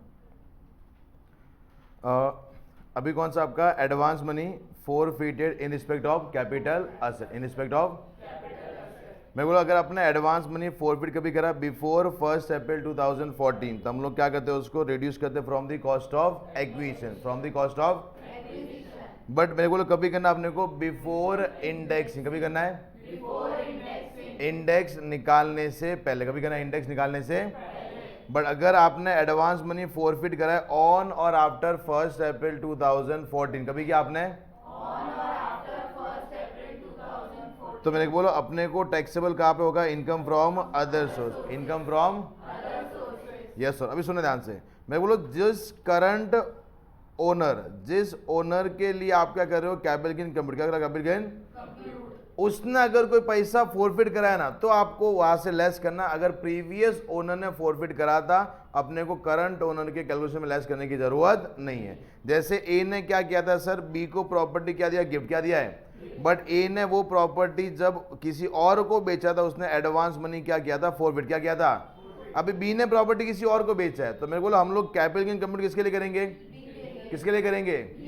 तो इन दैट केस मेरे को बोलो क्या हम लोग वो एडवांस मनी लेस करेंगे यहाँ से, नहीं, क्योंकि ये फॉरफिट किसका, ए का है कि बी का है, ए का है बी का है, ए का ही है ना, तो हम लोग उसको ए के लिए लेस कर सकते हैं, बी के लिए लेस करेंगे नहीं। नेक्स्ट आते हैं sir 49,288 cost of shares allotted under ESOP, under employee stock option plan. अभी याद रखना अपन ने एक चीज पढ़ा था सैलरी में, any benefit amenities facilities provide by the employer to the employee will be taxable under salary head, yes और नो। अभी एक चीज ध्यान रखना सर, इनकम फ्रॉम सैलरी में क्या आता है, एफएमवी माइनस क्या करेंगे, इशू पर क्या करेंगे। अभी एम्प्लॉयर ने मेरे को बोला कि एक काम कर भाई, शेयर्स का एफएमवी कितना है, 500, कितना है, बट सिंस तू कंपनी का एम्प्लॉय है एक काम कर, इसका पैसा तो कितना ले ले, इशू प्राइस मैं तेरे को देता हूँ कितना, 300, कितना देता हूँ। तो मेरे को क्या अपने को एम्प्लॉय ने फायदा दिया कि नहीं दिया, कितने रुपए का दिया, तो वो टैक्सेबल कहाँ पे हो जाएगा, इनकम फ्रॉम सैलरी। अभी मेरे को बोलो मेरे पास शेयर्स कितने वैल्यू के आ गए, 500 के ना, 200 300 तो मैंने उसको दिया था और 200 मैंने क्या किया, टैक्स भरा, मैंने क्या किया उसका टैक्स भरा। अभी मैंने ये 500 वाला शेयर्स आगे कितने बेच दिया, 800, कितने बेचा अपन ने, तो अपना एफईओसी कितना हो जाएगा, 800, कितना हो जाएगा अपना, लेस क्या करते हैं हम लोग सर, कॉस्ट ऑफ एक्विजिशन, वो क्या लेंगे, फेयर मार्केट वैल्यू, 500 लेस कितना बचा आपका, कोई तकलीफ है। अगर सेक्शन नेक्स्ट कौन सा आता है, सेक्शन 50 CA, कौन सा 50, अगर आपने अनकोटेड शेयर्स, कौन से, एक्चुअल कंसिडरेशन जो आपने बेचा है वो आपके शेयर्स की एफएमवी से कम है, एफएमवी से, तो वो केस में एफईओसी तुम्हारा क्या बन जाएगा, फेयर मार्केट वैल्यू, क्या बन जाएगा। जैसे मेरे को बोलो अपना अनकोटेड शेयर्स मतलब shares which is not listed on the stock exchange, बराबर, तो उसका एफएमवी कितना है, 100, कितना है, मैंने बेचा है कितने में, 80 में, कितने बेचा है, तो इवन तो मेरे को कंसिडरेशन रिसीव कितना हुआ है, 80, बट अपना एफईओसी कौन सा आ जाएगा, फेयर मार्केट वैल्यू, कौन सा आ जाएगा, फेयर मार्केट। फिर नेक्स्ट आते हैं सेक्शन छोटा सा 50D, कौन सा है, अगर आप किसी भी रीजन से एफईओसी असर्टेन नहीं कर पा रहे हो तो आपका एफईओसी कौन सा हो जाएगा, FMV on the date of transfer, FMV on the date of transfer, is it clear और नॉट, अरे यस और नो। फिर आते हैं कौन सा, सेक्शन 54 वाली सेक्शन से, exemptions available in capital gain. अभी मेरे को बोलो अपना फॉर्मेट है, पहला कौन सा, स्टार्ट करते हैं हम लोग एफईओसी से, बराबर, उसके बाद में हम लोग लेस क्या करते हैं, ट्रांसफर, क्या आता अपने को, एनवीओसी, फिर हम लोग लेस क्या करते हैं, या तो कॉस्ट ऑफ एक्विजिशन या फिर इंडेक्स कॉस्ट ऑफ, फिर क्या लेस करते हैं, या तो सर कॉस्ट ऑफ इंप्रूवमेंट या फिर इंडेक्स कॉस्ट ऑफ, तो या तो आएगा अपने को लॉन्ग टर्म कैपिटल गेन या फिर कौन सा आएगा, शॉर्ट टर्म कैपिटल गेन। कोई तकलीफ है यहाँ तक, क्या ये करते हैं नहीं करते हम लोग। तो मेरे को अभी जो मैं एग्जेम्पशन की बात कर रहा हूँ वो कौन सी है, इसके बाद में हम लोग क्या करेंगे, लेस एग्जेम्प्ट, लेस क्या करेंगे, अंडर सेक्शन 54, अंडर सेक्शन 50, यानी एग्जेम्पशन हम लोग लेस करेंगे 54 के बाद में, अब 54 वाला है जो भी लेस किया, फिर कौन सा आएगा आपका, टैक्सेबल कैपिटल गेन, टैक्सेबल, वो क्या हो जाएगा आपका, टैक्सेबल, क्या हो जाएगा आपका, समझा नहीं समझा आपको। उसके बाद में नेक्स्ट आते, समझो सबसे पहला कौन सा आपका सेक्शन नंबर 50, एप्लीकेशन असेट क्या होना चाहिए, नेचर ऑफ असेट कौन सा होना चाहिए, long term capital asset, long term, आपको असेट जो ट्रांसफर करना है वो क्या करना है, रेसिडेंशियल हाउस प्रॉपर्टी, यानी असेट जो आप बेचोगे कहना से कौन सा होना चाहिए, रेसिडेंशियल, बट शॉर्ट टर्म की long term, long term capital asset आपका होना चाहिए। फिर new asset to be purchase or constructed, जो नया असेट आपको परचेज करना है और कंस्ट्रक्ट करना है, वन रेसिडेंशियल हाउस, कौन सा होना चाहिए, वो भी प्रॉपर्टी कहाँ पे परचेज करना आपको, इंडिया में, यस और नो। परचेज करने के लिए आपको टाइम लिमिट 2 दिया है, अगर आपने जिस दिन प्रॉपर्टी बेचा है उसके विद इन 1 ईयर आपने कोई परचेज किया था उसका भी एग्जेम्पशन आपको मिल सकता है, या फिर आपने प्रॉपर्टी बेचा उसके 2 साल के अंदर, 2 साल के अगर आपने वो भी किया तो उसका भी आपको एग्जेम्पशन मिलेगा, यस, बट मिलेगा कितना, खाली only one residential house property in India. Next आते हैं, अगर क्या करो आप, तो आपका construction should be complete with in कितने ईयर्स, 3 साल में आपका कंस्ट्रक्शन कंप्लीट होना चाहिए।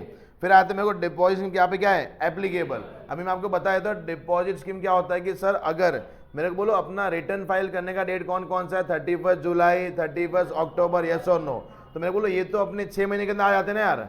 आज मेरा फाइनेंशियल ईयर कौन सा है, 22-23 कौन सा है, जो खत्म कभी होता है 31 मार्च 2023।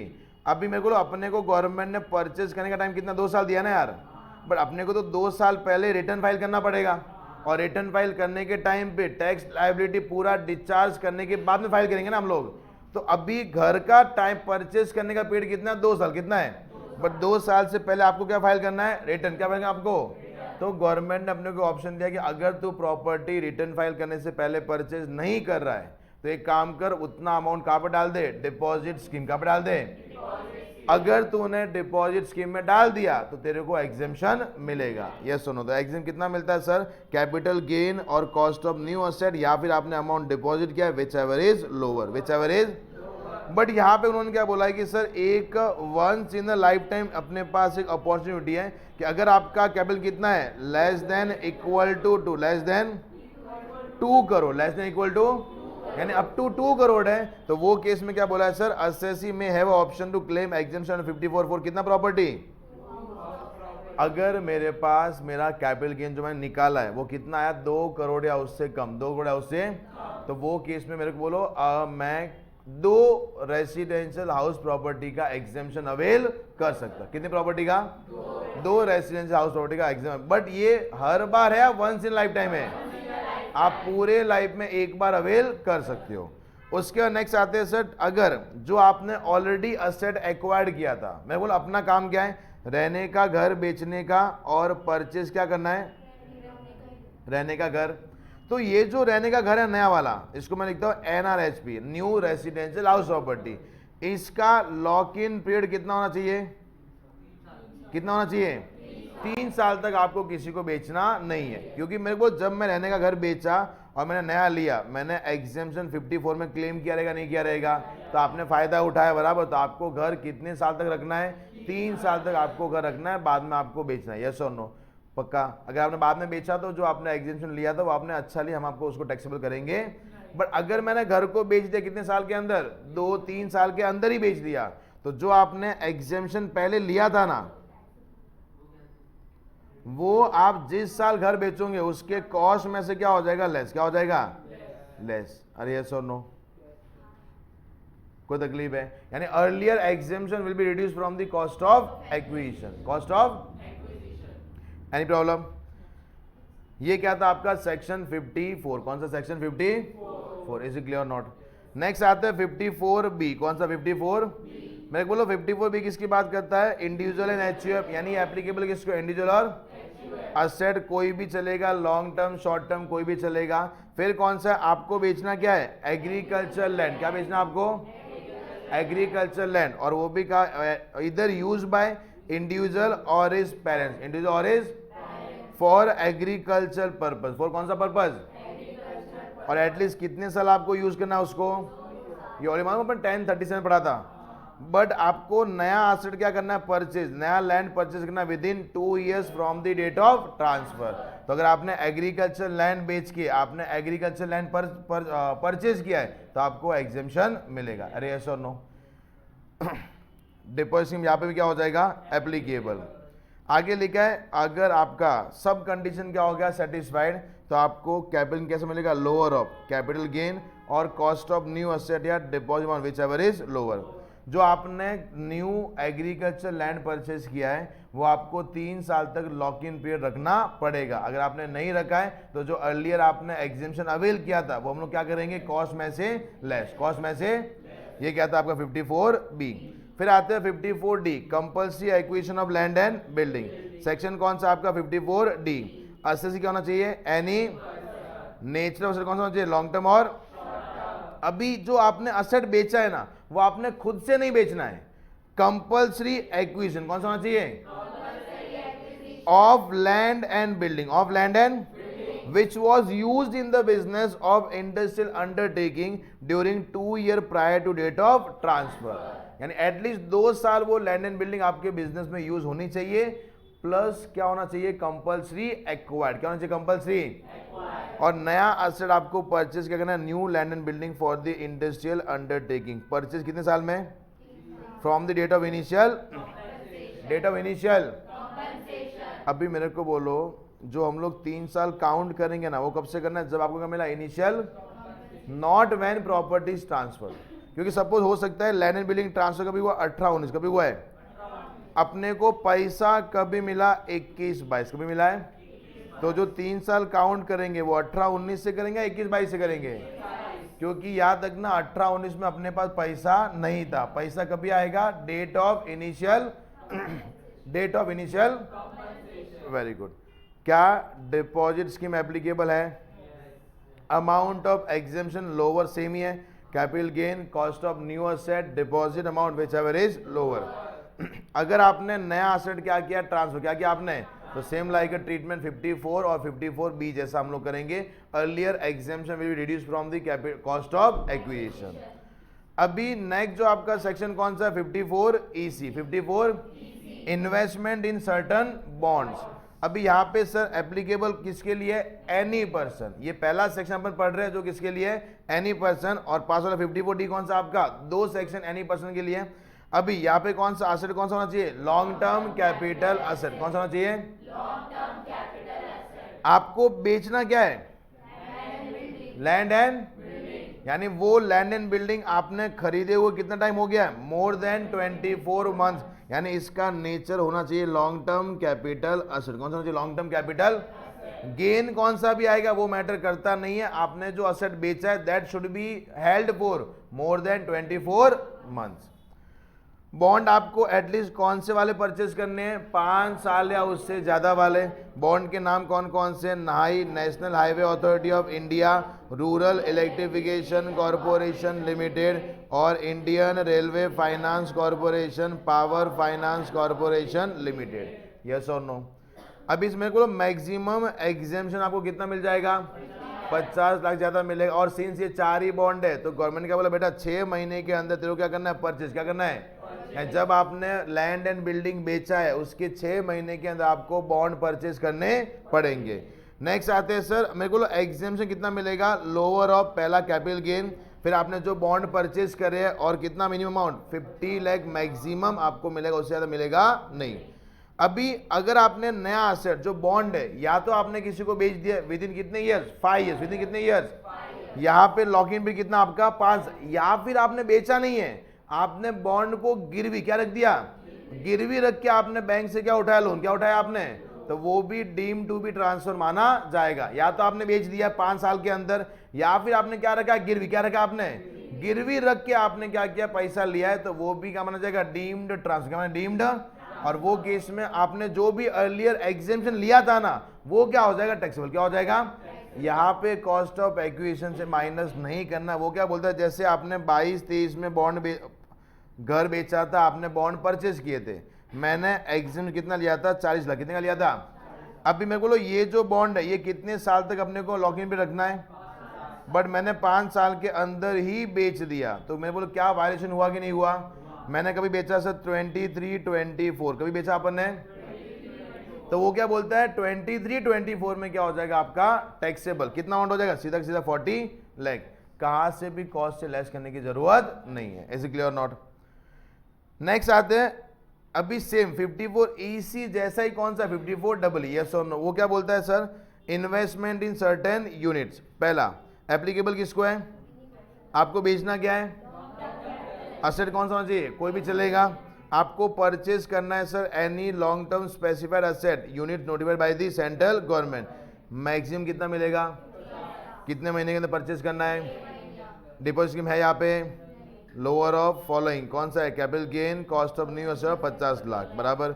नए एसेट को आपको कितने साल तक रखना अपने पास, 3 साल तक। आपने नहीं रखा तो जो अर्लियर एग्जेम्पशन आपने अवेल किया था वो क्या हो जाएगा, टैक्सेबल, क्या हो जाएगा, taxable. Is it clear not. Next आते कौन सा 54F, कौन सा 54, अपने पूरे कैपिटल गेन के अंदर एग्जेम्पशन 3 सबसे ज्यादा इंपॉर्टेंट है, 54, 54EC और कौन सा है 54F। ये सबसे ज्यादा इंपॉर्टेंट आपके क्या है, एग्जेम्पशन है। 54F उसमें से ही है। सबसे पहला एप्लीकेबल किसको है, इंडिविजुअल एंड एसेट कौन सा होना चाहिए, बट असेट कौन सा भी चलेगा, नहीं चलेगा, बट क्या नहीं चलेगा, रेसिडेंशियल हाउस। यानी आप ज्वेलरी बेचो चलेगा, आप बोलते ना अपन लैंड बेचो चलेगा, बट आपको रहने का घर, आप कमर्शियल कॉम्प्लेक्स बेचो वो भी चलेगा, बट रेसिडेंशियल हाउस प्रॉपर्टी बेचोगे तो 54 में आने का नहीं। आपको जो नया एसेट परचेज करना है वो कौन सा करना है, one residential house in India, yes और नो। अभी मेरे को बोलो यहाँ पे सेम लाइक 54, यहाँ पे ज्यादा कुछ दिमाग में नहीं, सीधा लिखने का, यहाँ पे सेम एज अ 1 साल के बिफोर, 2 साल के अंदर, 3 साल के अंदर कंस्ट्रक्ट करवाना, यस और नो। डिपॉजिट में एप्लीकेबल होगा।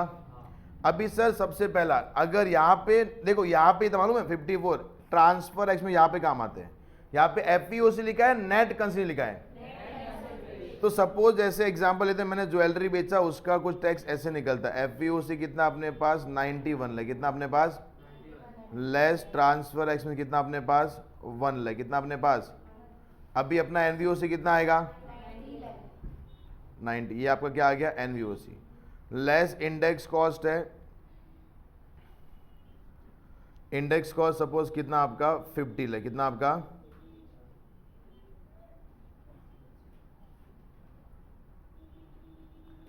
30 लाख, कितना गेन आएगा अपने को 60 लाख बराबर। अभी मेरे को अपन ने बेचा है वो असेट कौन सा आपका, कौन सा असेट आपका, अभी मैंने परचेज करा है रेसिडेंशियल हाउस प्रॉपर्टी, यानी आपने ज्वेलरी बेच के रेसिडेंशियल हाउस प्रॉपर्टी परचेज करा है, क्या आपको 54F में एग्जेम्पशन मिलेगा, यस आपको एग्जेम्पशन मिलेगा बराबर। अभी मेरे को बोलो सबसे पहला आप ये देखना, नेट कंसिडरेशन मैंने घर जो परचेज करा है वो परचेज कितने करा अपन ने सर, अराउंड 1 करोड़ 20 लाख, कितना करा अपन ने, मेरे को बोलो 1 करोड़ 20 लाख, अपनी जेब में पैसा कितना आया था नेट, कितना आया था, और अपन ने परचेज कितने का किया है, तो उल्टा अपन ने ज्यादा इन्वेस्ट करा, यस और नो, तो आपको पूरा का पूरा गेन क्या हो जाएगा, एग्जाम क्या हो जाएगा, क्या हो जाएगा, एग्जेम्प्ट अंडर सेक्शन 54F, पूरा 60 लाख हम लोग क्या कर देंगे लेस, क्या कहते हैं हम लोग उसको, यहाँ पे कितना जीरो, समझाइए, क्योंकि सीधी बात है, एक तो बिछाएगा पैसा कितना आया था 90 लाख, आपने इन्वेस्ट कितना करा 1 करोड़ 20 लाख, उल्टा 30 लाख रुपए आपने ज्यादा लेके आए, यस और नो, तो पूरा क्या कर देंगे एग्जाम, क्या कर देंगे। बट मेरे को अगर 1 करोड़ 20 लाख नहीं होके यहाँ पे कितना होता 75 लाख, कितना होता, अभी मेरे को अपने पास पैसा कितना आया है, अरे कितना अपने पास पैसा, और अपन ने इन्वेस्ट कितना करा है, ज्यादा इन्वेस्ट किया है कम इन्वेस्ट किया है, तो कैपिटल गेन पूरा एग्जेम्प्ट होगा, प्रोपोर्शनल आएगा, तो हम लोग बोलेंगे 60 लाख का कैपिटल गेन जो आपको हुआ है वो किस पे हुआ है, 90 लाख किस पे हुआ है, एफवीओसी लेंगे या एनवीओसी लेंगे, वेरी गुड, कौन सा लेंगे हम लोग, तो 75 लाख पे आपको कितना मिलना चाहिए, कितना आंसर आता है 50 लाख, कोई तकलीफ है आज तक, तो टैक्सेबल कितना हो जाएगा, अरे कितना होगा,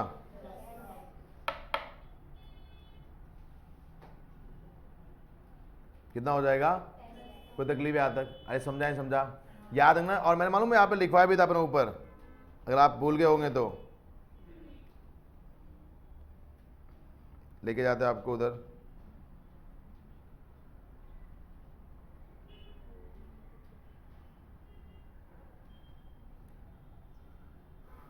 ट्रांसफर एक्सपेंस किसके लिए इंपॉर्टेंट है, क्योंकि अगर 54F में अपना काम का कौन सा एनवीओसी की एफईओसी है, तो अगर क्वेश्चन में ट्रांसफर एक्सपेंस नहीं देंगे ना, तो जो बंदा एफईओसी लेके जाएगा उसका भी राइट हो जाएगा बराबर, तो क्या देंगे वहां पे ट्रांसफर एक्सपेंस, समझा समझा, अरे यस और नो,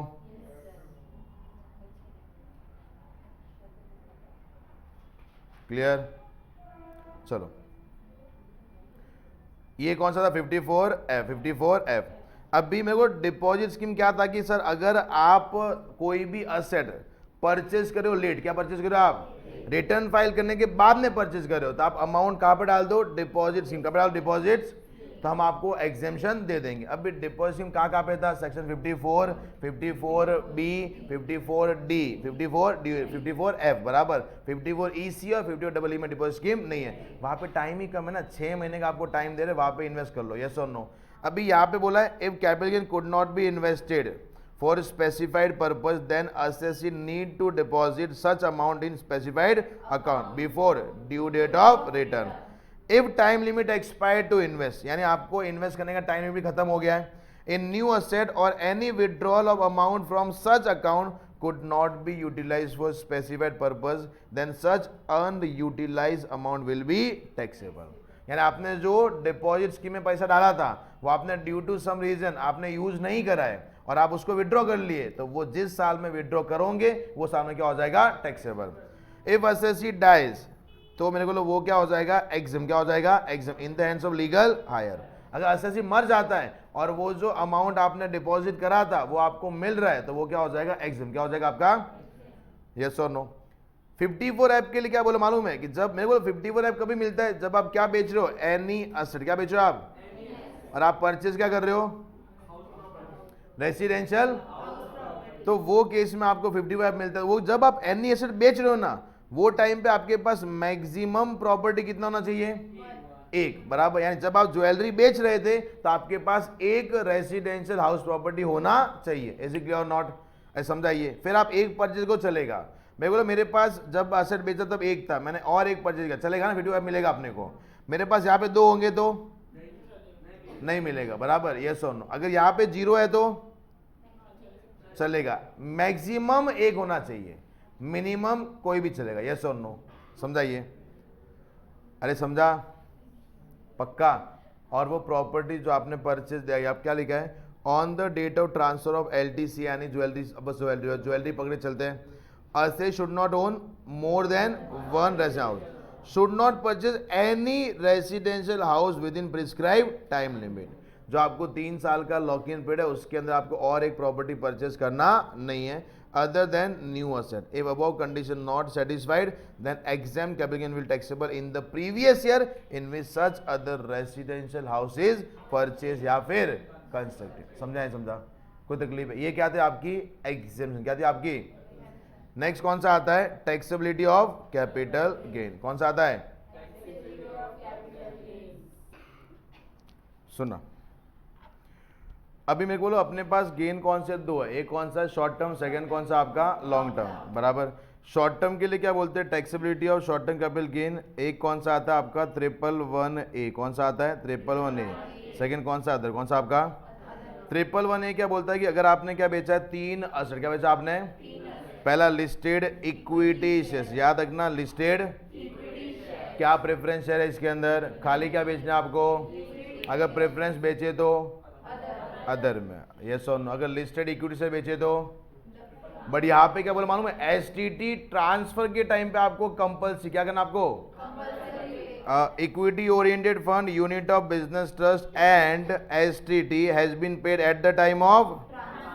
यानी वो क्या बोलता है कि आपको ट्रांसफर के टाइम पे कंपल्सरी एसटीटी पे करना पड़ेगा. एक्विजिशन पे किया है अच्छी बात है, नहीं किया है वो भी अच्छी बात है, बट ट्रांसफर पे अगर नहीं किया तो आपको 111A मिलेगा नहीं. तो वहां पे क्या बोलते हैं? तो अगर आपने all the condition has been satisfied then your tax will be 15 under section 111A.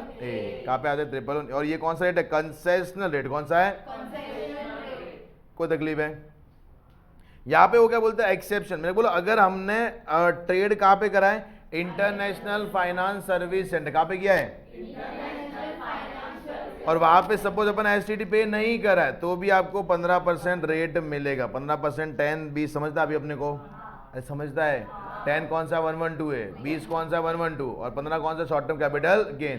तो अगर आपने आईएफएससी कहाँ पे ट्रेड किया आपने, तो वो केस में आपको क्या होगा सर? अभी तो अगर आपने एसटीटी नहीं भी पे किया ना तो भी आपको 15% कंसेशनल रेट का बेनिफिट मिलेगा. नेक्स्ट आते हैं, अगर आप कौन हो या फिर कौन हो, तो आपको अनएग्जॉस्टेड बेसिक एग्जेम्पशन लिमिट मिलेगा. जैसे एग्जांपल लेते हैं, मेरा टोटल इनकम जो दिया है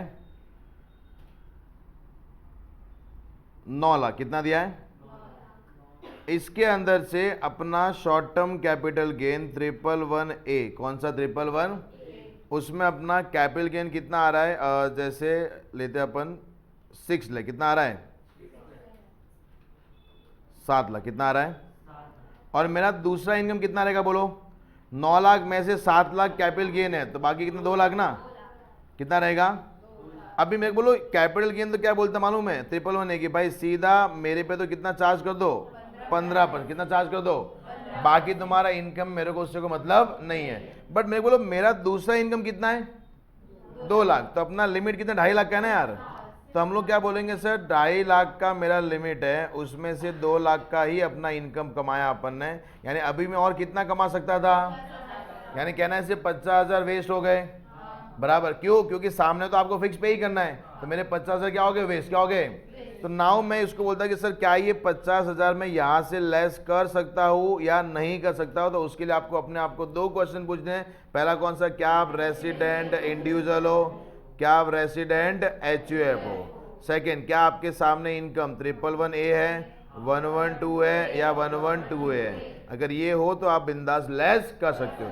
ये 50 को हम लोग क्या बोलते हैं, unexhausted basic exemption limit. Is it clear? Less करो कितना आता है 6,50,000, कितना परसेंट रेट है, कितना आता है 97 प्लस 4%, ऐसा 1,01,400। समझा नहीं समझा? तो ये खाली किन को मिलेगा, रेसिडेंट इंडिविजुअल और रेसिडेंट HUF को। डिडक्शन अगर आपने कोई इन्वेस्टमेंट करा है तो आपको ग्रॉस टोटल इनकम में से डिडक्शन मिलेगा नहीं। अगर आपने इन्वेस्टमेंट कहाँ से किया है, long term capital gain, short term under section 111A और एनी कैजुअल विनिंग। जब मैं लॉन्ग टर्म लिखता हूँ मतलब सब आ गया, 112 भी आ गया, 112A भी आ गया, कोई तकलीफ यहाँ तक। नेक्स्ट कौन सा आता है 112, कौन सा आता है, मैं बोलो यहाँ पे क्या बोला, टैक्सेबिलिटी ऑफ LTCG, कौन सा है, शॉर्ट टर्म था तो कहाँ पे गए थे 111A। वही सेम असेट आपने बेचा है और आपको गेन कौन सा है, लॉन्ग टर्म कौन सा है, तो अपन कहाँ पे आना पड़ेगा 112A। बट यहाँ पे बोला है any transfer following long term capital asset, listed equity shares, unit of equity fund और बिजनेस ट्रस्ट। बट आपको देखो अगर आपने इक्विटी शेयर्स परचेज किए और बेचे, दोनों टाइम पे आपको एसिडी पे होना चाहिए। ए मतलब एक्विजिशन, टी मतलब ट्रांसफर। यहाँ पे क्या बोला खाली, यहाँ पे खाली आपको 112A मिलेगा। On which STT has been paid as follows, listed के, मेरे को इक्विटी से दोनों टाइम पे ना यार, इक्विटी शेयर्स के दोनों टाइम पे, एक्विजिशन के time as well as transfer. But बाकी दोनों के लिए कौन सा, only transfer. About shares and unit transfer on or after 1 April 2018। आपको ट्रांसफर कभी करना है 1 अप्रैल 2018, यस ऑन। उसके बाद में अभी अपना साल कौन सा चल रहा है 22-23 ना, तो ये 2018 के बाद में आता है कि पहले आता है, तो 112 आएगा कि नहीं आएगा। बट अगर आपने जो भी टैक्स कैपिटल गेन आया उसमें से एग्जेम्पशन कितना मिलेगा, बट ये 1 लाख अपने को GTI के टाइम पे मिलेगा, टैक्स कंप्यूट करने के टाइम पे मिलेगा। जब आप टैक्स कंप्यूट करोगे वो टाइम पे आपको 1 लाख लेस करना है, जब आप GTI निकालोगे वो टाइम पे लेस करने की जरूरत बराबर, यस और नो। 10 रेट कितना है, विद इंडेक्स है विदाउट इंडेक्सेशन, 112 आ गया, मतलब ना तो प्रोविजो 1 आता है ना प्रोविजो 2 आता है, यस और नो। अगर आपने IFSC से ट्रेड किया है चलेगा, आपको 10% मिलेगा, कोई प्रॉब्लम नहीं है। अभी कॉस्ट ऑफ एक्विजिशन कहाँ पे, यूनिट एक्वायर्ड बिफोर कभी 1 Feb 2018। हो सकता है मैंने कोई शेयर्स परचेज करा बिफोर, कभी किया अपन ने, जैसे मैंने परचेज किया था 1 Jan 2011, कभी किया था, क्या ये 1 Feb 18 से पहले है कि बाद में है, और बेचा कभी अपन ने 1 अप्रैल 2018 के बाद, कभी बेचा अपन ने, अरे समझाइए। तो वो केस में कॉस्ट ऑफ एक्विजिशन हम लोग क्या लेंगे, समझा। वो क्या बोलता है कि आपको जो शेयर्स आपने परचेज किए वो कौन से होने चाहिए, before 1 Feb 2018, 1 Feb 2000 and transfer on or after 1 April 2018। तो वो केस में आपको क्या करना है, तो अपन कॉस्ट ऑफ एक्विजिशन कौन सा लेंगे सर, देखो यहाँ पे क्या लिखा है, actual cost of asset, actual cost of और FMV एज ऑन 31 Jan 2018 और full value of consideration which ever is lower, और यहाँ पे क्या आएगा which ever is higher, which ever is, कोई तकलीफ है। बट ये कभी लेंगे जब आपने शेयर्स एक्वायर्ड कभी करा है बिफोर 1 Feb 2018, तो हम लोग क्या लेंगे, ये वाला कॉस्ट निकालेंगे, यस और नो। मालूम है सेम ये कहा किसके जैसा था, इमोल प्रॉपर्टी बिफोर 1 April 2001, वैसा है ना यहाँ पे, ऑलमोस्ट यहाँ पे ऐसा ही, यस और नो। अगर आप रेसिडेंट इंडिविजुअल हो, रेसिडेंट आप क्या हो, तो benefit of unexhausted limit will be available, आपको मिलेगा, पढ़ा अपन ऑलरेडी। डी पॉइंट पे डिडक्शन आपको इसके अंदर से मिलेगा नहीं। बट यहाँ पे एक नया पॉइंट कौन सा आता है, no tax rebate under section 87 will be available, यानी आपको 87A के अंदर रिबेट मिलेगा नहीं। जैसे एग्जांपल लेते हैं, मेरे को बोलो सपोज अपना टोटल इनकम कितना है 4,80,000, इसके अंदर 112A मेरा कितना है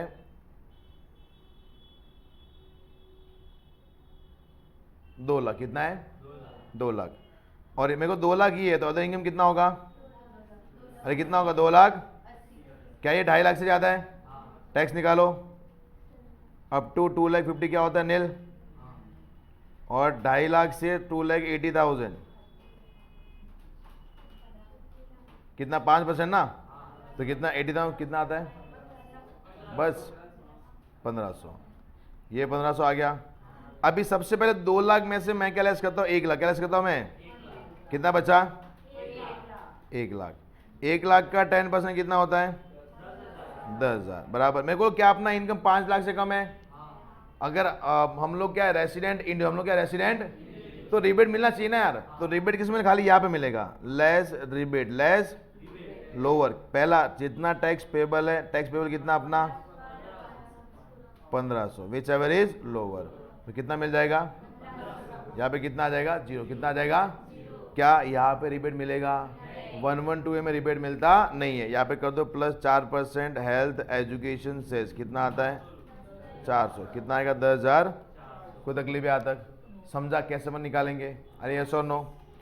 अगर बोनसेस क्या मिले अपने को, तो वो क्या बोलता है, बोनसेस आपको अलॉट कभी हुए थे 1 Feb 2018, कभी अलॉट हुए थे आपको, तो उसके लिए अपने को देखो सबसे पहला सिंपल सा फॉर्मेट है जो अपन ने ऑलरेडी पढ़ा है, cost of acquisition be FMV कभी लेना है 31 Jan 18 और एफईओसी बराबर यस और नो। अभी सीओए में 2 पार्ट है, मालूम है पढ़ा था आपने ऑलरेडी, कि अगर बोनसेस आपको अलॉट कभी हुआ बिफोर 1 April 2000 कभी हुआ है, तो यहाँ पे हम लोग क्या थे एफएमवी, क्या था हम लोग यहाँ पे एफएमवी, और अगर अलॉट हुआ है ऑन और आफ्टर, ऑन और 1 April 2001 तो हम लोग क्या लेते हैं नील, क्या लेते हैं हम लोग यहाँ पे, तो ये समझाएं, यानी सीओए लेने के लिए वही पढ़ना है जो अपने ऑलरेडी पहले पढ़ा, यस और नो, अरे क्लियर और नॉट। बट अगर बोनसेस अलॉट कभी हुए 1 Feb 2018 है उसके बाद में, तो उसका सीओए क्या लेंगे हम लोग नील, क्या लेंगे हम लोग, इज इट क्लियर और नॉट। राइट सेस के लिए भी सेम ही है कि अगर राइट सेस अलॉट कैसे हुआ है बिफोर 1 Feb 18, बिफोर 1 Feb, तो जब हम लोगों ने ये वाला काम किया ना सेम यहाँ पे चिपकाएंगे, यस और नो, समझा। बट अगर राइट सेस अपन ने कभी लिए ऑन और आफ्टर 1 Feb 2018, तो जितना अपन ने कंपनी को पे करा है फॉर एक्सरसाइजिंग द राइट वो ले लेंगे, इज इट क्लियर और नॉट, अरे समझा, चलिए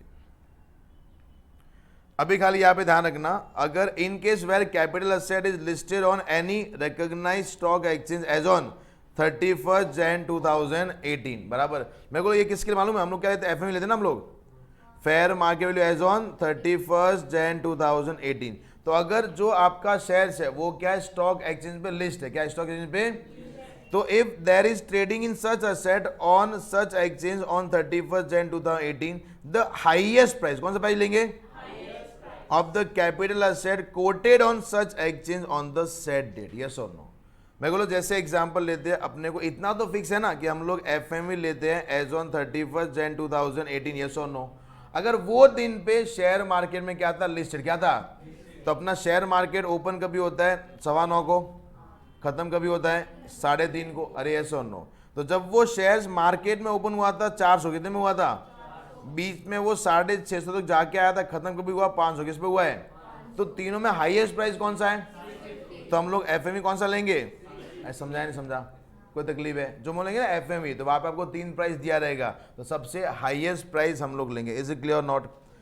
if there is a no trading, if there is a, यानी 31 Jan को मार्केट क्या था बंद, क्या था, तो the highest price of such asset as on such exchange on a date immediately preceding on 31 Jan 2018, 31 Jan से पहले क्या आता है 38 Jan बराबर, तो वो दिन का हाईएस्ट, वो दिन का हम लोग, कोई तकलीफ है यहाँ तक। अगर आपने क्या बेचा in case of where capital asset is a unit, is a equity oriented fund, कौन सा है, तो वहां के लिए क्या लेंगे, NAV। क्या लेते हैं हम लोग, नेट असेट वैल्यू। क्या लेते हैं, net asset. Is it clear not? अरे यस और नो, ये मत देखना, बाकी देख लेना, ठीक है, समझाइए। शेयर्स के लिए क्या लेंगे हम लोग, हाईएस्ट प्राइस। कौन सा लेते हैं हम लोग, बट अगर उस दिन 31 जैन को वो ट्रेड नहीं हो रहा था तो हम लोग कहाँ पे लेंगे, 38 जैन का। यार यस और नो, बराबर। अगर एन अपना यूनिट है, क्या अपना म्यूचुअल फंड का यूनिट है, क्या लेंगे, NAV। क्या लेंगे हम लोग उसका, वो हो जाएगा आपका fair market value. Is it clear not? ऐसा समझा। नेक्स्ट आते हैं taxability of long term capital gain. ये कौन सा है, 112। अगर आप कौन हो, नॉन रेसिडेंट फॉरेन कंपनी, आपने क्या पर बेचा है, अनलिस्टेड शेयर्स या सिक्योरिटीज, तो आपके लिए क्या है, 10% विदाउट इंडेक्सेशन।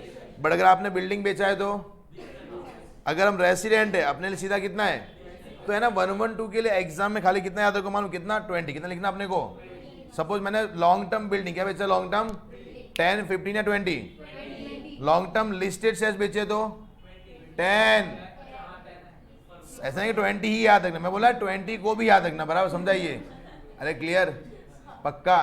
तो अगर लॉन्ग टर्म लिस्टेड शेयर्स बेचा तो आपको चेक करना 112 में आता है या नहीं आता है। 112 में आता है तो कितना आ जाएगा, 10%। अगर नहीं आता है कहाँ पे आ जाएगा, 20%। कोई तकलीफ है आता है? अगर आपने क्या बेचा, लिस्टेड सिक्योरिटी जो 112 में फॉल नहीं करती है, other than unit, zero coupon bond, तो आपको दो ऑप्शन, आपको कितना ऑप्शन दिए, या तो आप काम करो 10% विदाउट इंडेक्सेशन निकालो, या फिर 20% विद इंडेक्सेशन। जो भी गेन आपका कम आता है वो आप ऑप्शन सिलेक्ट कर सकते हो। यस और नो, ऐसा समझा नहीं समझा? ये क्या था आपका 112। कौन सा 112? तो ये आपका क्या करता है, end of the capital gain. कुछ है अपने पास अभी? Is it clear?